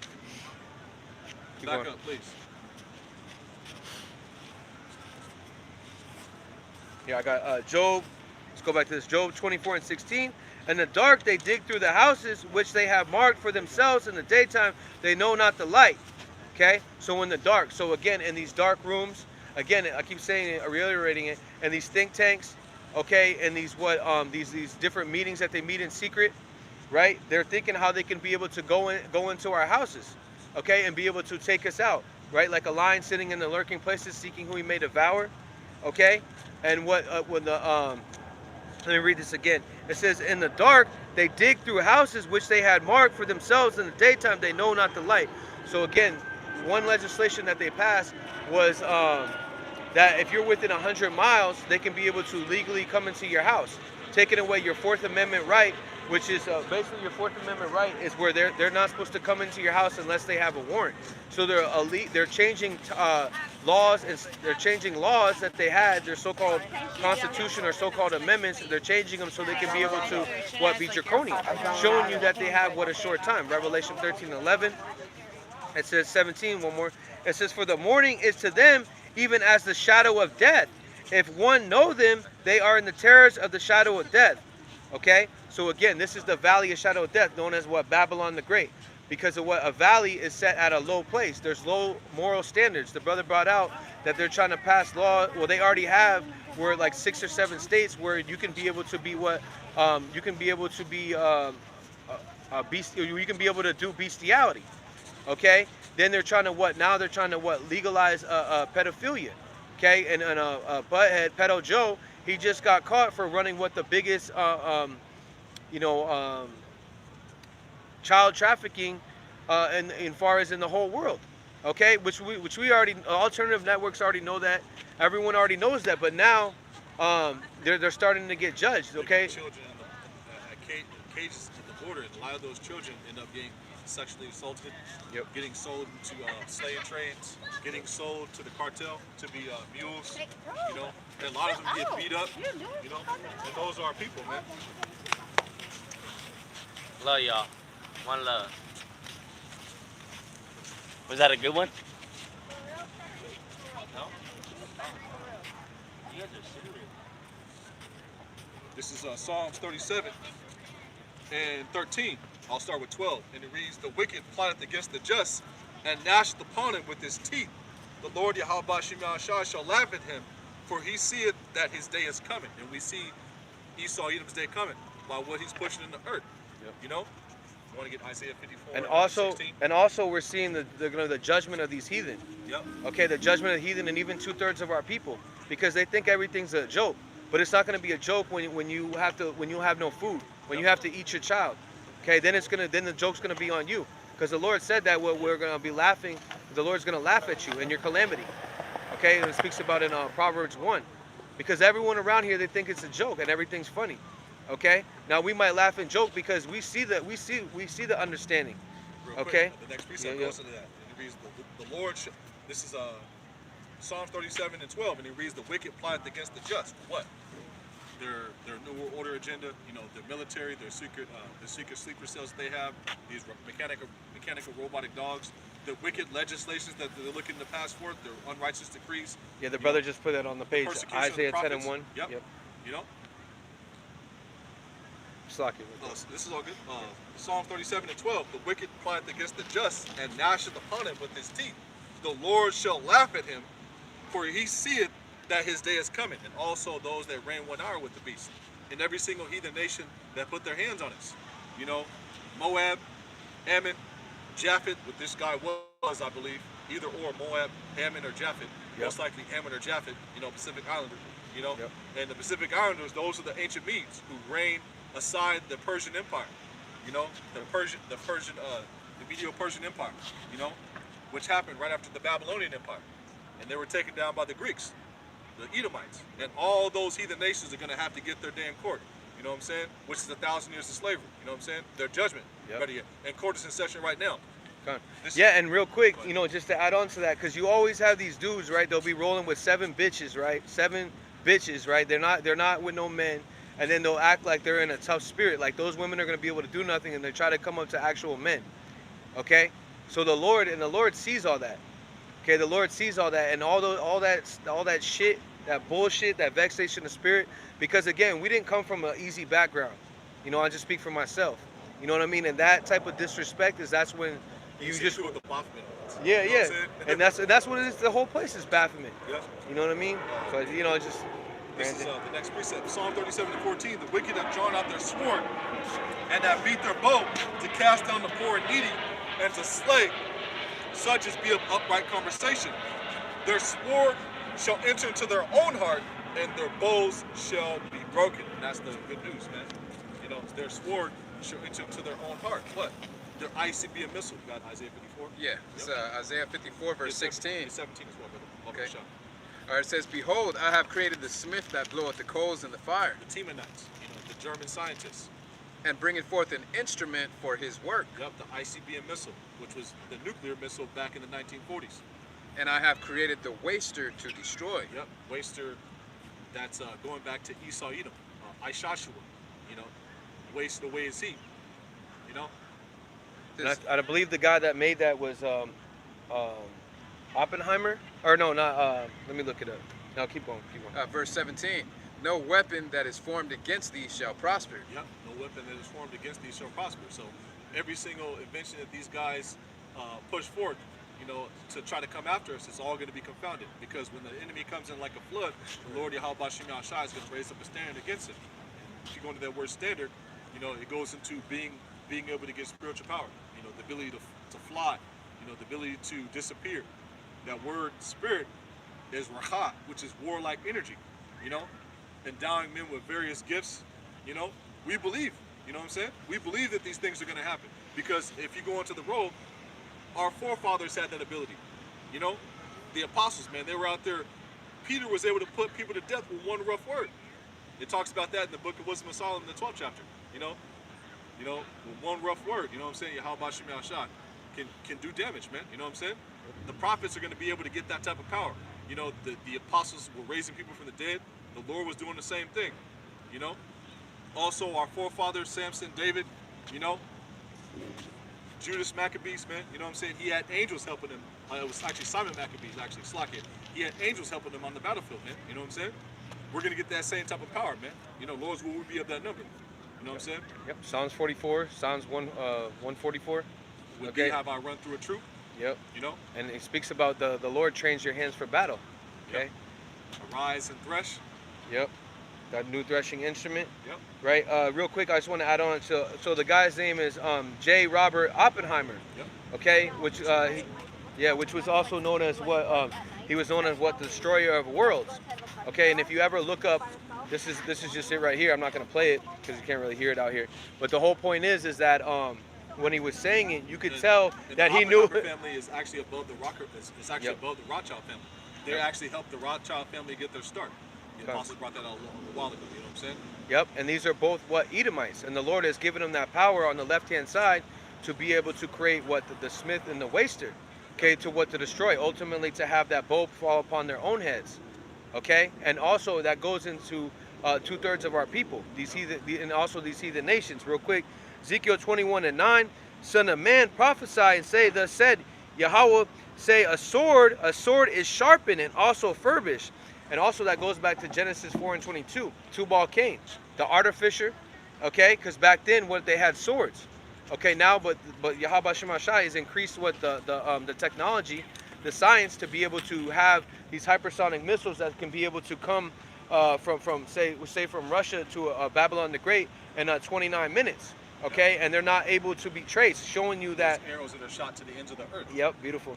You know? And yeah, because going into how they reference it in the scriptures, it doesn't say hypersonic missile. Yeah, You have because our forefathers, they didn't have the terminology of hypersonic missile, intercontinental ballistic missile. They described what they saw in visions. Yep. And described it to a T. You know? Yep, and For with us, in these latter days, Daniel 12:4, wisdom and knowledge shall be increased Yep, to break down. yep. To make it what plain And upon tables. Yep. The vision shall be yet for a appointed time, and the end it shall not tarry. And these shall speak and not tarry. Speaking not tarry. Yep, Yeah. beautiful. Roughly paraphrasing. It's Yeah, all good. yeah. You know, and that's the whole point. And Iron and iron. iron. Yeah. What's the vision? The vision is the judgment Beautiful. that Habakkuk had. He had that vision of what was going to happen. John the Revelator had the vision of the judgments because of what they were given the mysteries, given the understanding, given the breath, which is the same breath that Yahweh Shema Shai is given to the true men of the Lord. And we pray that we're of that hopeful elect. And Jeremiah, Isaiah, you know, and John the Revelator were all given a vision of the destruction. You know what Yep. I'm saying? Yeah, and of the destroying instruments. You know what I'm saying? Yeah, and I saw a doctrine. They're saying. Revelation the 17th what- chapter, Revelation 18th chapter. Yeah. Jeremiah 51. You know, Isaiah the 13th chapter. You know what I'm Yep. saying? And that's all speaking about the same day. Okay, it's not speaking about different days. Okay, on Tuesday, on Wednesday, no, it's all It's called the great and terrible day of the Lord. terrible day of the Lord. Because it's great for the hopeful elect, and it's terrible for everybody outside the temple, everybody outside this gathering. Yep. It's terrible for you because you're going to have to face the wrath of Yahweh Bashim Yahushai. Yep. And Esau Edom, you know, you're going to be through in that day, man. Yep. You know, and that's the good news. Yep. That's a part of the good news, as well as the blessings that are going to come to those who be of the hopeful elect. Like that brother makes the videos when you have Esau all bloody. Yep. You know, I forgot the brother's name, but he always does the beautiful videos. Yeah. So he always does, and Esau's always beaten up. He's out the San Francisco. Yeah, he's always beat up and all bloody, because that's how it's gonna be. And then the Lord's gonna have that spirit to meditate terrors on these devils. So all the things that they have done that we don't even know about, maybe to our children, to our fathers, to whatever the people were that were around us that made them not be a part of us. We're gonna be able to know those things that they have did to our ancestors. You know what I mean, and things like that. So again, real quick, while the point is hot, man, I gotta get it for you, brother. Bring it out. Bringing it up. This is Ezekiel 25.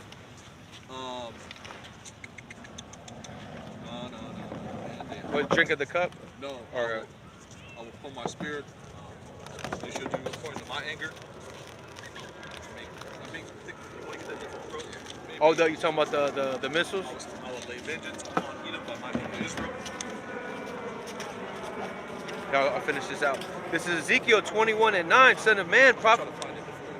Here, have him find it on the phone. It says Ezekiel 21:9. Son of man, prophesy and say, thus said Yahweh, say, a sword is sharpened and also furbished. It is sharpened to make a sword slaughter. It is furbished that it may glitter. Should we then make mirth? It contend with the rod of my son as every tree. So again, it may glitter, because when you go into those the hypersonic missiles, as far as the head of it, what it has that shining glitter on it. I was in 24, bro. Okay, come. This is Ezekiel 25 and 14. I was reading Ezekiel 24 and 14. Okay. They're so close together. And it reads, and I will lay vengeance. I'm gonna start with 12. And it reads, Ezekiel 25 and 12. Thus saith the Lord Yahweh Bashim Yahushai power, because that Edom had dealt against the house of Judah by taking vengeance, and had greatly offended and revenged himself upon them. Therefore, thus saith the Lord Yahweh Bashim Yahushai power, I will also stretch out my hand upon Edom, and will cut off man and beast from it, and I will make it desolate from Teman, and they from Dedan shall fall by the sword. And I will lay my vengeance upon Edom by the hand of my people Israel, and they shall do in Edom according to mine anger. And that's the top anger, the anger of the Heavenly Father. You know? We don't even have, the capability of getting that man right now in these mortal bodies, man. You know? But the Lord Yahweh Bashim Yahushai is going to put that spirit upon us. Lord, will we be of that number when we get those new bodies, man? You know what I'm saying? This is Ezekiel 25 and 14. And it reads, and I will lay my vengeance upon Edom by the hand of my people Israel, and they shall do in Edom according to mine anger and according to my fury, and they shall know my vengeance, said the Lord Yahweh Bashim Yahushai. They shall know. They shall know as we have known him. Okay. So going back to Ezekiel 21 and 10. It is sharpened to make a sword slaughter. It is for Ezekiel 21 and 10. It is sharpened to make a sword slaughter. 17, I didn't have. Okay, Ezekiel 21 and 10. It is sharpened to make a sword slaughter. It is furbished that it may glitter. Should we then make mirth and contend with the rod of my son as every tree? So a tree goes into the people. So should we be in mirth? Should we be in a party spirit, a bad bitch spirit, a young thug, a gunner spirit? No, we should be be in lamentations and be in mourning. Not with your head laid down, okay, but standing firmly on this word, okay, and trusting in the Lord that He's going to perform Habakkuk 1 and 5, okay, work a work that you wouldn't believe, or that you would believe. Isaiah 54 and 17. All right, Isaiah 54 verse 17, it says, no weapon that is formed against thee shall prosper, and every tongue that shall rise against thee in judgment thou shalt condemn. That's the legacy of the prophets. This is the heritage of the servants of Yahweh Ba'ashem Yahushai, and their righteousness is of me, saith the Lord. Yep, that's our heritage. You know what I'm saying? legacy of the prophets is to tell these heathen nations their judgments and to tell our people to repent. You know, the prophets will always give warning before Yahweh Shem Yahushua would take down the kingdom. He would send out his prophets, and that's a time, that's a sign of the end times. But it is Yahweh Shem Yahushua sending out the dream team of prophets. You know? Yeah, because again, the tabernacle of David was fierce warriors. Yep. Okay, and so again, right back then we were fighting with what swords? Okay, now we're fighting with the spiritual sword. Okay. I got that for you in Ephesians 6. Okay, Right bring it to up, brother. This is Ephesians the 6th chapter, and it reads, "And take the helmet of salvation and the sword of the Spirit, which is the word of the Most High." Beautiful. You know what I mean? And this is all a spiritual thing. Esau, Edom, the natural man can't receive this. Okay? But the spiritual man can. They're going to have the understanding of that we have to be out here on the highways and the byways, make our body a living sacrifice. We have to be persecuted for the truth. Okay? We have to trust in the Lord. We have to pray without ceasing. We have to fast. We have to put on all these, the spiritual armor. The next precept goes into that. Ephesians 6 and 18, praying always with all prayer and supplication in the Spirit, and watching thereunto with all perseverance and supplication for all saints. Yep. And who are the saints? Okay, the Hebrew Israelites, but particularly the elect. Okay, because the elect is the only one that's a crying and sighing for all the The abominations. saints shall take the kingdom. Yep. The elect. You know what I'm saying? Good. This is 2 Chronicles 36 and 15. And we're taking the kingdom right now because through the spirit power of Yahweh, Shem Yahushua, we're speaking the victory into existence, man. Yep. You know? And it speaks about that, Jeremiah 1 and 10, that we will be raised up above the nations. And that goes into wisdom, because wisdom goes into what? Intelligence. Intelligence of what your enemy is going to do. That is a gift when you know what Esau, Edom is doing. Okay? That's why he can't figure out. How does he know that we're implementing the Karagma? How do they know that Russia's going to fire off missiles at us? How do they, you know what I mean? Right? This is 2 Chronicles. This is 2 Chronicles. There was Micah. I know the brother brought out Micah 4 and 1. We could go into that one. Let me get this. This second. That was one that was on the comment board. Micah 4 and 1. It says 2 Chronicles 36 and 15. And the Lord Yahweh Shem Yahushua of their fathers sent to him by messengers rising betimes. So again, betimes goes into what? Early. It says, and sending because he had compassion on his people and his dwelling place. So the Lord sent forth what his prophets to be able to give our people warning, whether they will hear or they forbear. Right? 16, but they mocked the messengers of Yahweh and despised his words and misused his prophets until the wrath of Yahweh Shem Yahushua arose against his people until there was no remedy. It says 17, therefore he brought upon them the king of the Chaldees, who slew their young men with the sword in the house and their sanctuary, and had no compassion upon young men or maiden or old man, and him that stooped for age he gave them all into the hand. So again, that goes into what the modern day Assyrian, that rod of Yahweh Shem Yahushua's anger, and that goes into this chapter right here.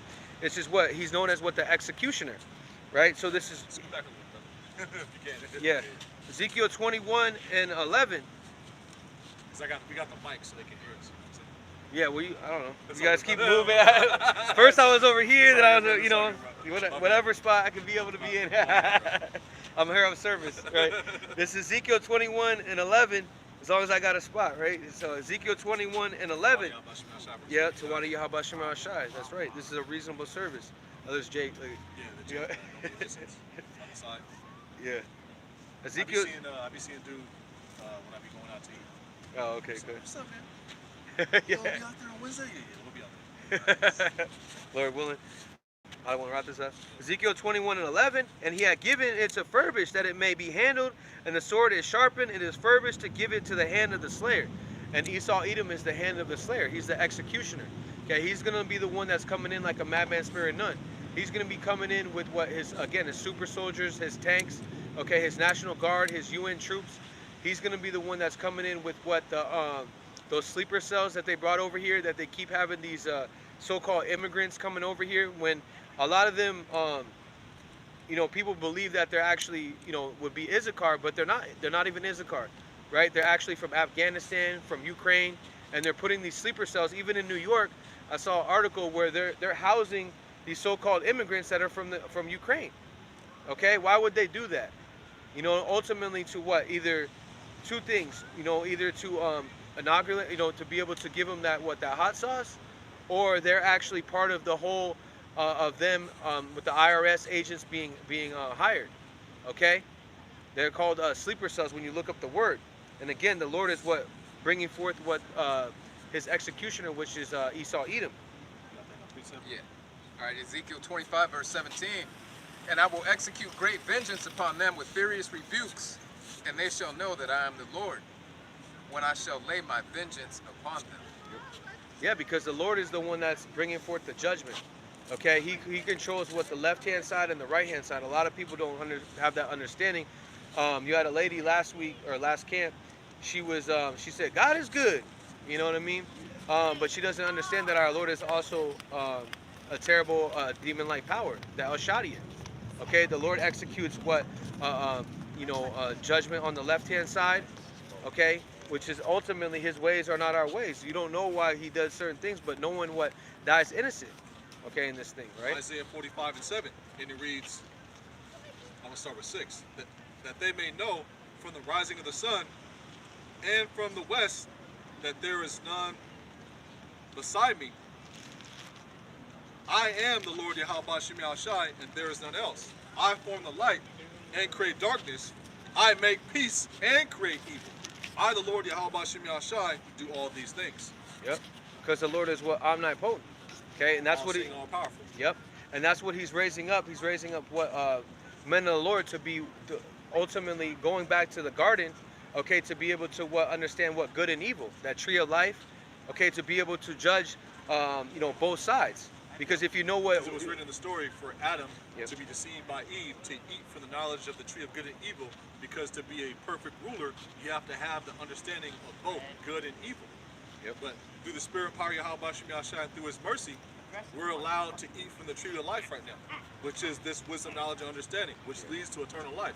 Yep, which is that vine, which is Yahweh Shai that it speaks about in John 15. This is Sirach 19 and 19, since we're on the topic, one of my favorite precepts. And he reads, the knowledge of the commandments of the Lord Yahweh Shem Shai is the doctrine of life. And they that do things that please him shall receive the fruit of the tree of immortality. And that's what we're trying to eat off that tree of immortality, which is Yahweh Shai.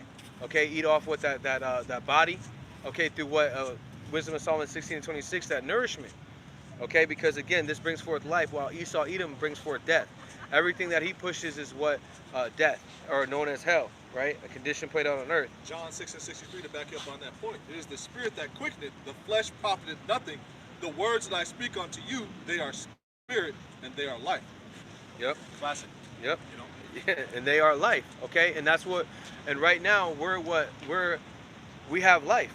Okay, we're not in the congregation of dead. We know who we are. Okay, and that is true power. Real quick, this is Isaiah 49:1. Listen, O isles, unto me, and hearken, you people from far. Yahweh Shem Shai had called me from the womb, from the bowels of my mother. He had made mention of my name. So again, going into the bowels of the mother. Okay, the Lord knew us before we were even born. Okay. 2, and he had made me my mouth a sharp sword, in the shadow of his hand he had hid me, and made me a polished shaft in his quiver, and he had hid me. So again, we were speaking about this last week. The Lord has preserved it to this time to be able to prophesy, okay? And he has hid us in his quiver, hidden us under the wings, okay? And that goes into the elect, and we are known as those sharp swords. Now physically, if we're of the elect, the Lord's going to raise up the new threshing instrument, okay? But right now, this word is a sharp sword, as the brother brought out from Australia, Hebrews 4:12, okay? 3, and said unto me, thou art my servant, O Israel, whom I will be glorified. So what does the servant do? Okay, a servant follows the orders of whoever else is in the rank, in order.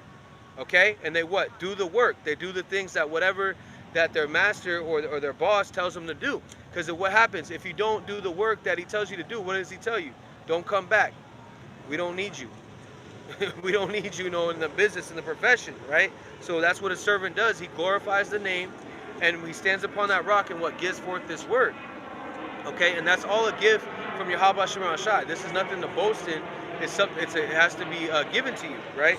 It says, for then I said, I have labored in vain. I have spent my strength for naught in vain. Yet surely my judgment is with Yahweh, Shemashai, and my work with my power, Yahweh. So again, Hebrews 6, it speaks about the Lord is not going to forgive your works in vain. Okay? He knows what you're doing. He knows what you're going through. Okay? So he's going to work with you, but you have to actually engage in the work. You have to engage in whatever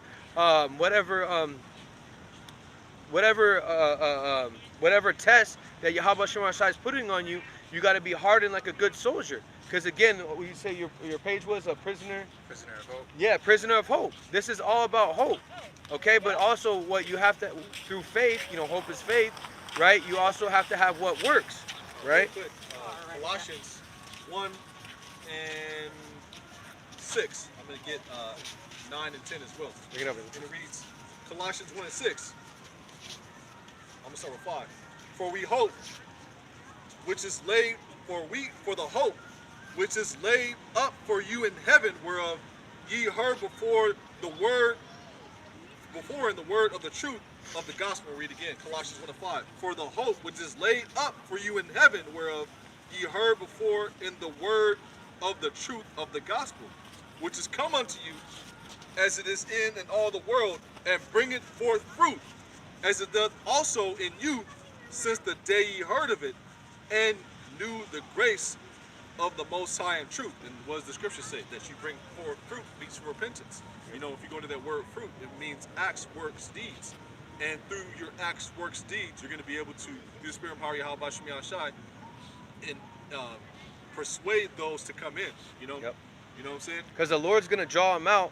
But by you being out here on the highways and byways, made that spectacle, by you putting forth what those epistles on the tower, okay, that is your work. So just like we're having an inquisition on these devils, we're testifying against them, we're doing it by what our works, okay? And then when the Lord comes back, he says, oh, okay, you know what I mean? I don't know how it's going to go, but I was just saying in the spiritual sense, and just as a man, right? Okay, you did this. Okay, you did this. Okay, you built that house, or you, whatever, you laid that foundation. You just didn't lay that that penny he gave you in the ground. You added increase. You know what I'm saying? Yep. You exchanged the money and you came back with the increase. Yep. Beautiful. You didn't just hide that shekel in the ground. And, Shekel, when the Lord returns, he's going to tell you, oh, that wicked and slothful servant. That's what you don't want to be told. You want to stay occupied in prophecy. You know what I'm saying? Yep. Occupy till I come, which means occupy goes into what? Work. Yeah, Luke 19. Yep. You know what I'm saying? Yep. And you had those servants who gave excuses. You know what I'm saying? I married a wife. I bought a piece of land. The Lord's not going to hear any of that shit when he comes back, man. You know what I'm saying? That's why it's important to get out here as much as you can and do as much as you can. You know what I'm saying? Yep. Why to work while it's still day? Yeah, I got you. For the day coming when no man can work, roughly paraphrasing. Yeah, because you're not going to be prophesying in the kingdom. You're not going to be doing the breakdowns in the kingdom. Like, you see what they're doing? They're looking to take us off the internet. That's why they have this whole trial situation with Alex Jones. And what are they saying about Alex Jones? Not only does he need to be fined $45 million, but he needs to be thrown in jail. He needs to be taken off the internet. We need these type of talking points to be removed totally from the internet. Yep. And that's a plan of the wicked elite to come after, eventually, the men of Yahweh Shem Yahshai. And we welcome the opportunity, man. Yep. You know what I'm saying? Because, we don't want to be out here prophesying forever. You know what I'm saying? It's fun coming out here. We enjoy the work, but at the same time, this isn't our glory. Our glory is to reign in the kingdom, man. Our glory is rulerships, to sit on thrones. That's what we want. That's what we do this for. Not for internet glory, not for, fame and praise, for brothers to be throwing up a million precepts in the comment board. Now, we appreciate it, but this isn't our glory. You know what I'm saying? Our glory is to reign with Yahweh Shai and to be joint heirs with Yahweh Shai and to put hell in the heathen. You know what I'm saying? Because the elect's glory comes through Yahweh Shai. Real quick, let me finish this. Colossians 1 and 9, and it reads, For this cause we also, since the day we heard it, do not cease to pray for you, and to desire that ye be filled with the knowledge of his will in all wisdom and spiritual understanding, that ye might walk worthy of the Lord Yahweh Shem Yahshai, unto all pleasing, being fruitful in every good work, and increasing in the knowledge of Yahweh Shem Yahshai. And that's, what you want to be doing. You want to be increasing, Yep. You 2 Samuel. Yeah. Uh, Increasing. 3:2. So, and then Elder Yashawamba, he had said this, you know, you shouldn't be the same as even last week or the same of 2 weeks or even a month ago. You should always be increasing. And that goes through what? Study that show thyself improve, giving diligence, asking the Lord, you know, praying to him for an increase in wisdom and understanding, okay, of the scriptures, praying that what you have no gall in your mouth, okay? Real quick, 2 Samuel. All right, 2 Samuel 3 verse 1. Now there was long war between the house of Saul and the house of David. Yep, which is playing out to this last day. You have those who are outside the house of David, who are outside the 100% truth, and the house of David waxing mightier and mightier, and the house of Saul waxing weaker and weaker. Keep on going, brother. Says, Starting but at the top, brother. Love it, Says, shot. Now there was long war between the house of Saul and the house of David. Yep, But David waxed stronger and stronger, and the house of Saul waxed weaker and weaker. yep. And we still see that war playing out to this day. You know, through the unicorn. You know what I'm saying? This is the spiritual battle. And the house of Saul, those who are coming in the spirit of the house of Saul are waxing weaker and weaker. We can tell by their works. Yep. Those that are coming with what, that gal, Yep. okay? And also those that are not what, put in the effort, Also, right? real quick, got the blue letter? Yeah. This is Let let me read this. Revelation 21:8. This is Ecclesiastes 9 and 12. For man also know not his time, as the fishes that are taken in the evil net, and as the birds that are caught in the snare, so are the sons of men snared in the evil time when it falls suddenly upon them. So those are the ones that they don't make a they're delaying to come to the Lord. Okay, they're delaying, saying, oh, I'll come to the Lord tomorrow, or I'll repent for my sins tomorrow. No, you can't, because no man knows, no one knows his time or place. Okay, no one knows when you're going to be sent into the spirit world. So we're praying that we make our call and election sure by doing the work. Okay. So going back to you got something? Quick precept. Yeah, bring This it is up. Revelation 21:8, and it reads, "But the fearful and unbelieving and the abominable and murderers and whoremongers and sorcerers and idolaters and all liars shall have their part in the lake which burneth with fire and brimstone, which is the second death." The first ones mentioned are the fearful, man. You know, those who are faint-hearted, man. You know what I'm saying? Those who didn't endure to the end. Those who didn't want to come out to the highways and byways and make their bodies a living sacrifice. Those who didn't count the cost. They didn't have the spirit to endure unto the end. And what happened? Men mocked and laughed at them, man. You know, Luke the 14th chapter, 28 down to 30. That word fearful. It's the first one. Fearful. At the very top. Oh, top. Okay, there we go. Fearful. That word fearful is Strong's G. It's like oh man, it's on your phone, bro. Yeah. Satan.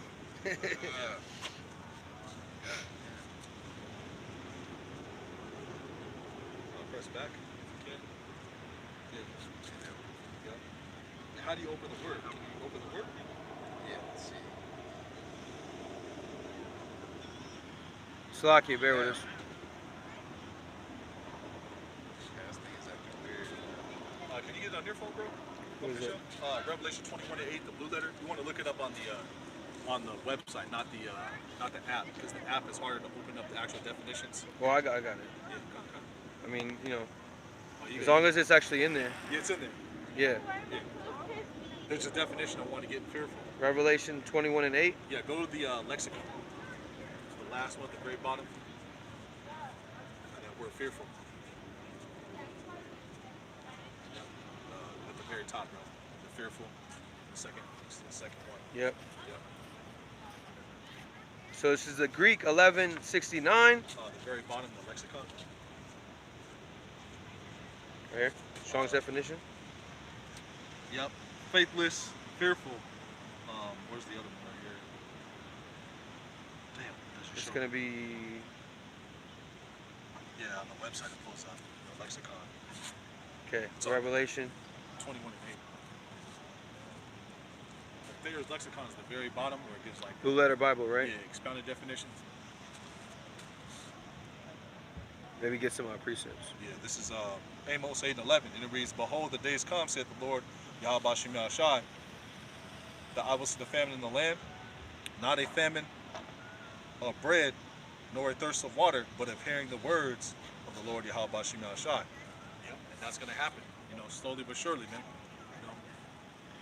Yep. That's what that We gotta get this on. the misinformation. No, I'm getting it. Okay. Yeah, the misinformation, disinformation act is all about, right? So this would be. 21. I think it's going through all of them. Let's see. You can just type it in right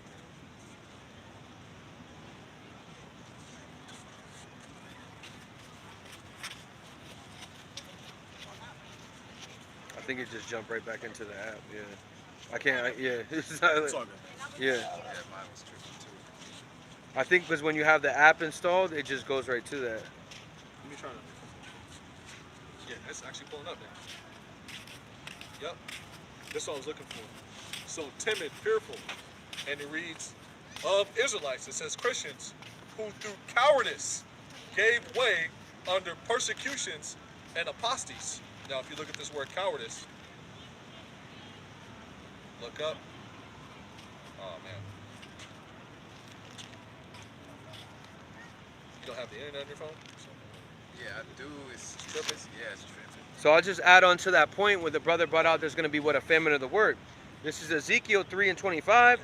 It says, but thou, O son of man, behold, thou shalt put bands upon thee, and thou shalt bind thee with them, and thou shalt not go out among them. So again, that goes into what? Going out in the highways and the byways. Okay, the Lord's going to put what? Bounds on our mouths to be what? To not be able to speak, right? Because the Lord has already sealed everyone, right? And the instructions. So try to arrest us, put Yep. bands upon, you know what I'm saying? Yep. It says 26, and I will make my tongue cleave to the roof of thy mouth, and thou shalt be dumb, and thou shalt be to them a reprover, for they are a rebellious house. Thou shalt no more be a reprover, man. Yep. We're not going to be out here telling you, to repent, telling you the warning forever, because during Jacob's trouble, there's not going to be anything to prophesy about. Yeah, with the tanks. Yeah. With the tanks, and then we're out here with the video with the tanks rolling around, right?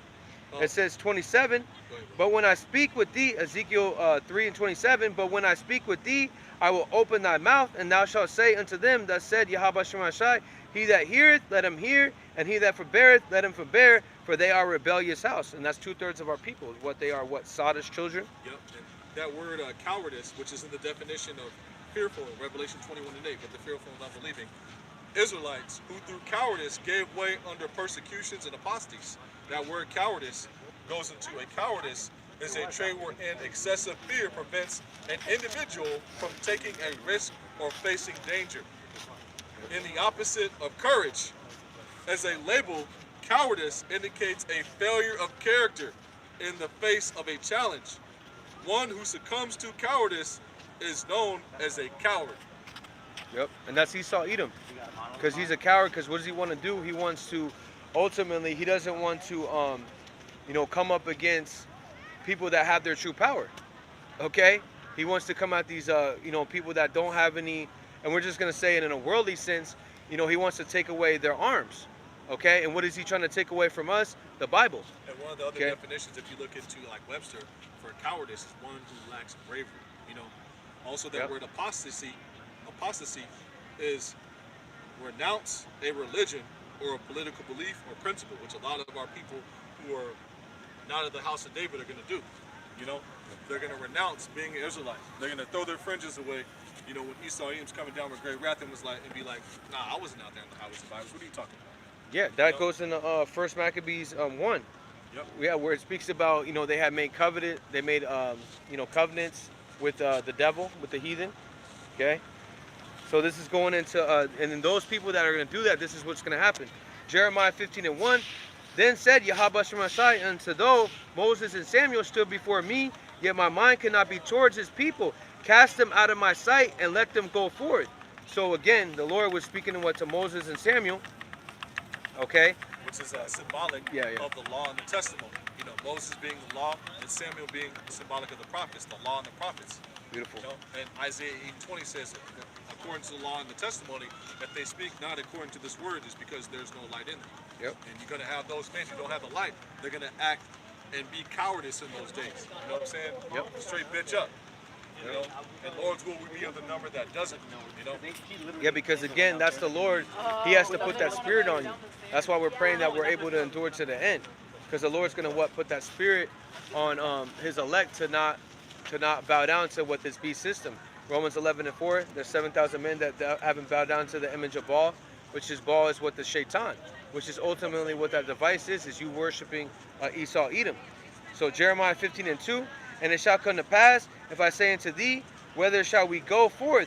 Then shall tell them, thus said Yahweh Shema Shai, such as for death to death, and such as for sword to sword, and such as for famine to famine, and such as for captivity to captivity. So again, captivity to captivity, FEMA camp to FEMA camp, internment camp to internment camp, famine to famine. So you might find a piece of corn, okay, so you eat that piece of corn, but now you're starving all over again. You might get shot one time, okay, and now you made it. You got the healing agent, but now famine, okay. So all these plagues, and again, people just, I had like 3 or 4 people come up to me when I was out here, right, and they said, you know, I'm not worried about dying. But again, what about the terrors of the Lord that He's going to bring forth? It's not going to be just you just die and everything's all good. That's only going to be for the elect if they have to be martyrs, where the Lord's going to put that spirit on them to be able to not you know, feel anything. Yep. Okay, but for the wicked, you're going to feel all that. Famine, pestilence, evils, and that's what it was saying right here. From captivity to captivity, famine to famine, sword to sword. So you got Esau with his AK-47, then you got Esau with his robot dog, and then you sword to sword, right?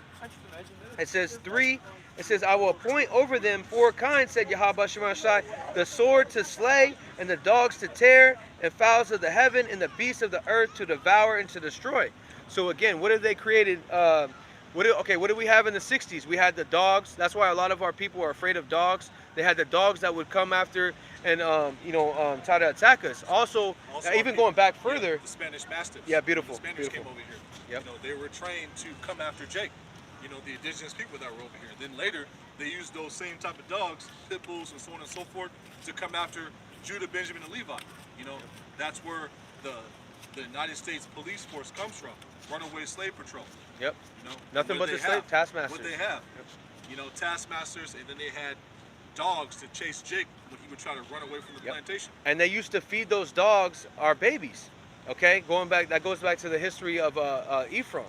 Okay, where they would rip the babies out of the lady's womb, okay, and feed it to these dogs, and all these dogs did was eat Jake. Okay. And they would also eat slaves during slavery. Yep. They would do it on the ships. Yep. And now coming over here. Beautiful. And now what are they doing? They have the technology. And then the leftovers they would throw to the sharks. You know, that's why the sharks will follow the slave ships. Man. Yep. What is it, Sweet Jesus or something? Yep. The boat. Okay. And another thing. So speaking of sweet. Yeah. Man. Switching. Can't wait till this place is destroyed. Yeah. Man. So just to add on to that point. Oh yeah, the dogs to tear. Okay. So what do they have? They have these robot dogs. Again, their knowledge has increased. They have the robot dogs that have grenade launchers on them, that have AK-47s on them. And what are they trained to be able to sense out Jake? That's why they want what Ancestry.com was bought by what? BlackRock. BlackRock is basically just a shell company, is shell company for all these companies that are all ran by what? Esau Edom. And BlackRock bought into what? Ancestry.com, because you have a lot of Jake. They'll go down to Esau for help. Hey, let me find out who I am. You know what I mean? And that's been found out to be a scam. Okay? Because again, it goes back to if your spirit bear witness with our spirit. Okay? This is a spiritual thing. But anyway, they just on the left-hand side, they bought Ancestry.com so they can be able to test out your blood, just like they do. And when you're born, right? You have what the placenta, okay, which is the basically the part to your mother, and they take that. They take that with them, and they do all sorts of studies. That's what Planned Parenthood is all about. When our people go to sacrifice to Moloch, okay, what they do is some of those babies will still be alive, okay, and what they'll do is go run tests on them, okay, so they can be able to put forth these Coca-Cola, chips, these certain things. And I'm not saying that's wicked, but what I'm saying is the things that they put inside of them is nothing but a poison, okay, to attack a certain people. A certain sea line of people. Yep. That's Jake. This is Romans 13:4, and that's a form of the sword. Yep. Beautiful. And it Sword to reads- sword. Yep. This is Romans 13:4. For he is the minister of Yahweh Bashim Yahshai to thee for good. But if thou do which is evil, but if thou do that which is evil, be afraid, for he beareth not the sword in vain. For he is the minister of the Most High, a revenger to execute wrath upon him that doeth evil. You know, the minister on the left-hand side. This is Sirach 9:13, and it reads, keep me, Slaki, keep thee, far from the man that hath power to kill. So shalt thou not doubt the fear of death, and if thou come unto him, make no fault, lest he take away thy life presently. Remember that thou goest in the midst of snares, and thou walkest upon the battlements of the city. Yep. You know, the Lord sent us as sheep in the midst of wolves, you know. Yep. This is Isaiah And 10. that man that has power to kill is Esau Edom. You know what I'm saying? This is his kingdom. He's been given what that great sword to take peace from the earth. Yep. Revelation 6:4. And right now we're at the stage of that, that black horse being rolled out. Okay, which is going to be judging righteousness and judging wickedness, because we're speaking about all the things that are going to happen to the wicked. Okay, far as that don't hearken to this word. Real quick, just to add on to that point, because he's not Esau. He's not going to just sit around and not use his weapon. Okay, he's not just like our blessing is to be able to prophesy. Not the sword in vain. Yeah, that's what I was speaking about, because the really rate on that. There was a family Yeah. that was photographed, and it was an Edomite family, and they had it was a photo on their deck. I don't know if you've seen it, and they had 80% of their weapons showing, and it literally looked like I don't know if you ever played GTA 5. It literally looked like the gun rack that you can have with every single weapon on there, man. Yeah, when you get the code and stuff. Yeah, the code, like the cheat code. They had like 200 weapons, bro. Like big ass AKs, the big ass 30-06s, the SKSs, you know, the moderated motherfucking AKs, bro. The all black Russian joints, you know, that go from 3-round bursts. You hit the switch down, the automatic, you know what I'm saying? Yep. All them joints, man. Yep. And that shows you that this man is Esau, man. You know, Yep. because if you look up Hunter, right? Just look up Hunter. Go to images. Who pops up? Yep. You see Esau Edom with his 30-06 with the scope in the woods with the ghillie or a camouflage suit. Yep. You know, he's known as the cunning hunter, man. Yep. And he bears not the sword in vain. That was his blessing. Yep. You know, our blessing is the oil. You know, the understanding of the word. You know what I'm saying? Yahweh Bashim Yahshai as our power. You know what I'm saying? Yep. Blesses the nation whose power is Yahweh Bashim Yahshai. You know what I'm saying? Yep. Because Psalms 33 and 12. yeah, because the Lord has given Esau the code to what that sword. Okay. The Cheat code. that cheat code. So It's perfected right now. yeah, and You know what that goes back to Tubal Cain, as I was saying earlier, Genesis 4 and Cain 22. goes back to Koyan in Hebrew, which means weapon. Yep. And what was That Esau was given? Esau Edom's blessing. Yep. Yeah, no, because we're added on it. Yeah. And so what is Esau in Slaki? Esau's coming in the same spirit as Quayan, as that weapon. Yep. Okay, because he's been given with that great sword, and that great sword comes in many different variations. Because the word in the Bible, it says a lot of the times it will say the teeth, break his teeth. Yep. Okay, and the teeth comes when you think about your teeth, you know, as far as in your mouth, right? It has many different variations. As far as, you know, you have what the canine teeth, you know, you have your molars, you have different things that are used for basically for different things. And the Lord is what using Esau to bring out his different teeth on those that won't hearken to the word, those that don't come back to the word, and that goes through what, again, the famine, because he has control of the food. He has control of what these different camps. Okay, real quick. Got a precept to back you up. Bring it up. This is Psalms 58 and 6, and it reads, break their teeth, O Yahweh Bashim Yahshai, in their mouth, and break out the great teeth of the young lions, O Yahweh Bashim Yahshai. Let them run away as waters, which run continually. When he bendeth his bow to shoot his arrows, let them be cut. Let them be as cut in pieces. Yep. And we're praying that this devil is able to melt away through that fervent heat, melted into the ground.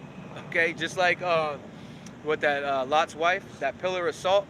Okay, that's what we want how we want to see what Esau Edom. Now we know that the remnant of Esau Edom is going to be in those clefts of the rocks. Okay. Military bunkers. Yep, they're going to be under the bunkers, which we already we brought this out last week, Cheyenne Mountain. Okay, is one of Cheyenne. I remember Cheyenne Mountain is one of the places, and that's just one that we see that's just on everyday just on Google. But we know there's way more because all of Babylon the Great has all these different, I think they're called domes, where they're all underground, basically different places that they have underground roads, if you want to say that. Cities, basically. Yeah, underground cities. Yeah, beautiful. Okay, and what are they doing in those underground cities? They're being exposed that they're doing what guerrilla warfare training. Okay, one of them is Operation Gotham Shield. Okay, where they're over there training. Now they're not underground, but they're over there training and in the dark with night vision to be able to come into people's houses and be able to take them out. Okay, and be able to lay down all resistance. Anybody that's coming against this word. Also, they're transporting explosives. You know, I shared a video. They're transporting live ordnance, which is military talk for unexploded explosives. You know, bombs, so on and so forth. And one of the other operations of Gotham Shield, I believe, I think that may not be Gotham Shield. Gotham Shield. I think it's Gotham Shield. Is to type it up on your phone. I want to make sure it's correct. I want to say it's correct. I want to make sure it's correct. Is the operation to prepare basically or to get ready for a psyop of a nuclear explosion. You know what I'm saying? And that's why they have all those military reserves, National Guard people, Boston, Massachusetts, training out in New York, and under night vision. And what are they doing? They're transporting explosives, man. You know? Yep, that's going into that sword being furbished to give to the slayer. Because who's executing that? I saw on the comment board, Shalom, brother. Psalm 17, where it speaks about disappoint him, oh Lord, disappoint that sword. Okay, because for the wicked, which is thy sword. Yeah, let me get that. Psalm 17 and 13. Let me get this one real quick, because this is just to edify again, saying who is the sword, who's bringing forth, who's the sword of Yahweh. Okay, on the left hand side. Isaiah 10 and 5, O Assyrian, thy rod of my anger and thy staff of thy hand is my indignation. So again, that hammer, indignation of what? Righteous anger. The modern day Assyrian is what? Esau, Edom. It says 6, I will send against him a hypocritical nation, and against the people of my wrath I will give him charge to take spoil and to take prey and to tread them down like the mire of the streets. Okay, and that's what's going to be happening. We already see that as far as these police killing our people in the streets. Okay, but they're going to come in with that sword. Okay, I want to get this the definition for spoil. Spoil is like spoils of war. One of the definitions is booty. Yep, and because what do they want? They they want that too. But a treasure. But they want. But see, slaves. But that goes. Spoil goes in the booty, which goes into actual slaves. Yeah, spoils of war. Because that's what you get. You get whatever that they have. There's a brand of chips I used to eat at work called Pirate's Booty. Pirate's Booty. You know what I'm saying? Which goes in like spoils of war. Yep. Which we took when Jake would go into war with different nations. You know what I'm saying? Yep. Actually, the Lord commanded Moses to actually go kill and take the spoils of war certain nations we went to war with, man. Yeah. You know what I'm saying? Because that's what it happens when you just like we read that too, 1 Ezra 4, okay, where it speaks about if the Lord tells us to go out and kill, we're gonna kill. If the Lord says go out and prophesy, we're gonna prophesy. The Lord works on your mind, Job 33 and 15, he works on your mind and seals the instruction. So this word, the definition for spoil, just in the Google definition, it says diminish or destroy the value of the quality of. Okay? It says, second one, harm the character of someone, especially a child, by being too indulgent. So they want to harm your character by what? Having these devices put in you. Okay? And spoiling, when the brother brought out booty, that goes because true rulership is actually having slaves. Yep. You know what I mean? Numbers 31, this is in the law. It says, Israel wars with the Midianites. And this is what the Lord commanded Moses. And the Lord spake unto Moses, saying, avenge the children of Israel of the Midianites. Afterward, thou shalt be gathered unto thy people. And Moses spake unto the people, saying, arm some of yourselves unto the war, and let them go against the Midianites and avenge the Lord of Midian. Every tribe of 1,000 throughout all the tribes of Israel shall ye send to the war. So there were delivered out of the thousands of Israel 1,000 of every tribe, 12,000 armed for war. And Moses sent them to war 1,000 of every tribe, them of Phinehas, the son of Eleazar, the priest, to the war with holy instruments and the trumpets to blow in his hand. And they warred against the Midianites, as the Lord Yahweh Shai commanded Moses, and they slew all the males. When they slew the king's Midian, besides the rest of them that were slain, named Evi, Slakin. Yep. And Recham, and Zur, and Reah, and Reba, and the kings of Midian, and Balaam, also the son of Beor, they slew with the sword.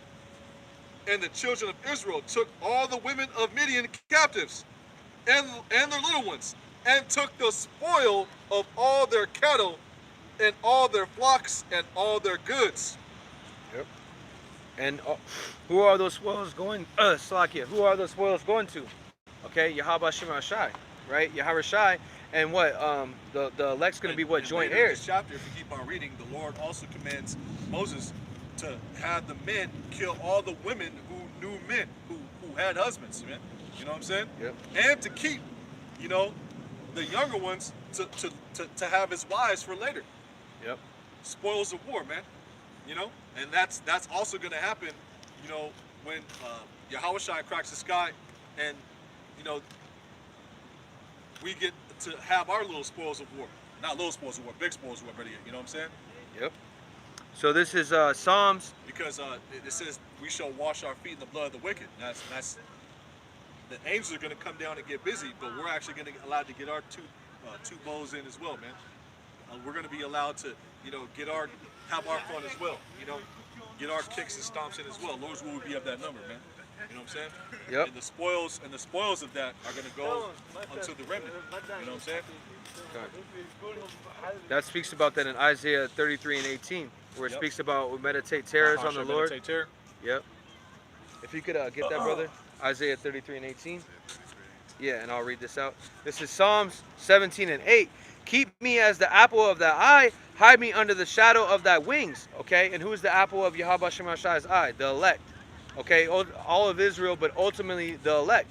Okay, because his eyes are what shining, or eyes are what upon what the elect. Slakia. It says 9. From the wicked that oppress me, from the deadly enemies who could compass me about. And aren't they compassing about?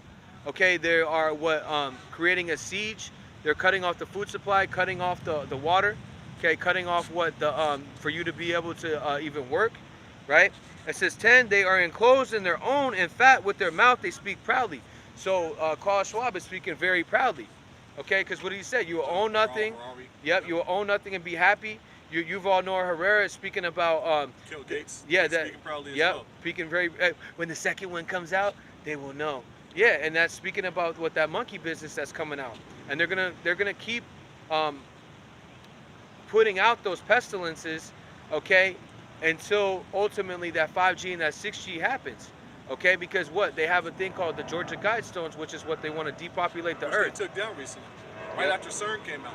Yep. You know what I'm saying? And They took down the Georgia Guidestones, and then right after that, literally a couple days later, the monkey business rolls out. Yep. You know, you can't make this shit up, man. And then over there in Rome, it was burning down. A lot of those places were on fire over there in Rome. So a lot of that was actually very spiritual, because this is Rome 2.0. Yep. And we're praying that this place gets hit with those missiles. That this place gets hit with gonna that. get hit with It's the good. missiles. Well, it's going to, but we wanted to happen today. We wanted to happen Tonight. next week, Tonight. but there are certain things that have to happen. Yeah. So You know, prophecy has to be forecast. You The know. Lord told Ezra not to hasten above the times. Yep. You know what I'm saying? First Ezra's, second Ezra's 4, The second Ezra- 36, yep. 37. The Lord's not going to stir it up. Yep. Okay. These Until things. the set measure be fulfilled. Yep. You know what I'm saying? And that's the the end of the Gentile rulership. You know what I'm saying? For Yep. wickedness had exceedingly polluted the earth, and the hurtful works are fulfilled. Well, he still has to do a few more things. You know, he has to come down with great wrath. Yep. He's starting to speak like a dragon, but he actually has to come in with the spiritual demon Satan on him. Yep. And that was a lesson that was done by Elder Makiala, of the LA camp. You know, what are you going to do when Esau Edom comes in with the spiritual demon Satan on him? You know what I'm saying? He did that last year when they made the announcement of the so-called aggressive black Hebrew Israelites They made the congressional meeting. They had the congressional meeting where they're actually talking about Hebrew Israelites, so on and so forth. Yep. You know what I'm saying? And that's right after they declared domestic terrorism, the Department of Homeland Security, as the #1 threat.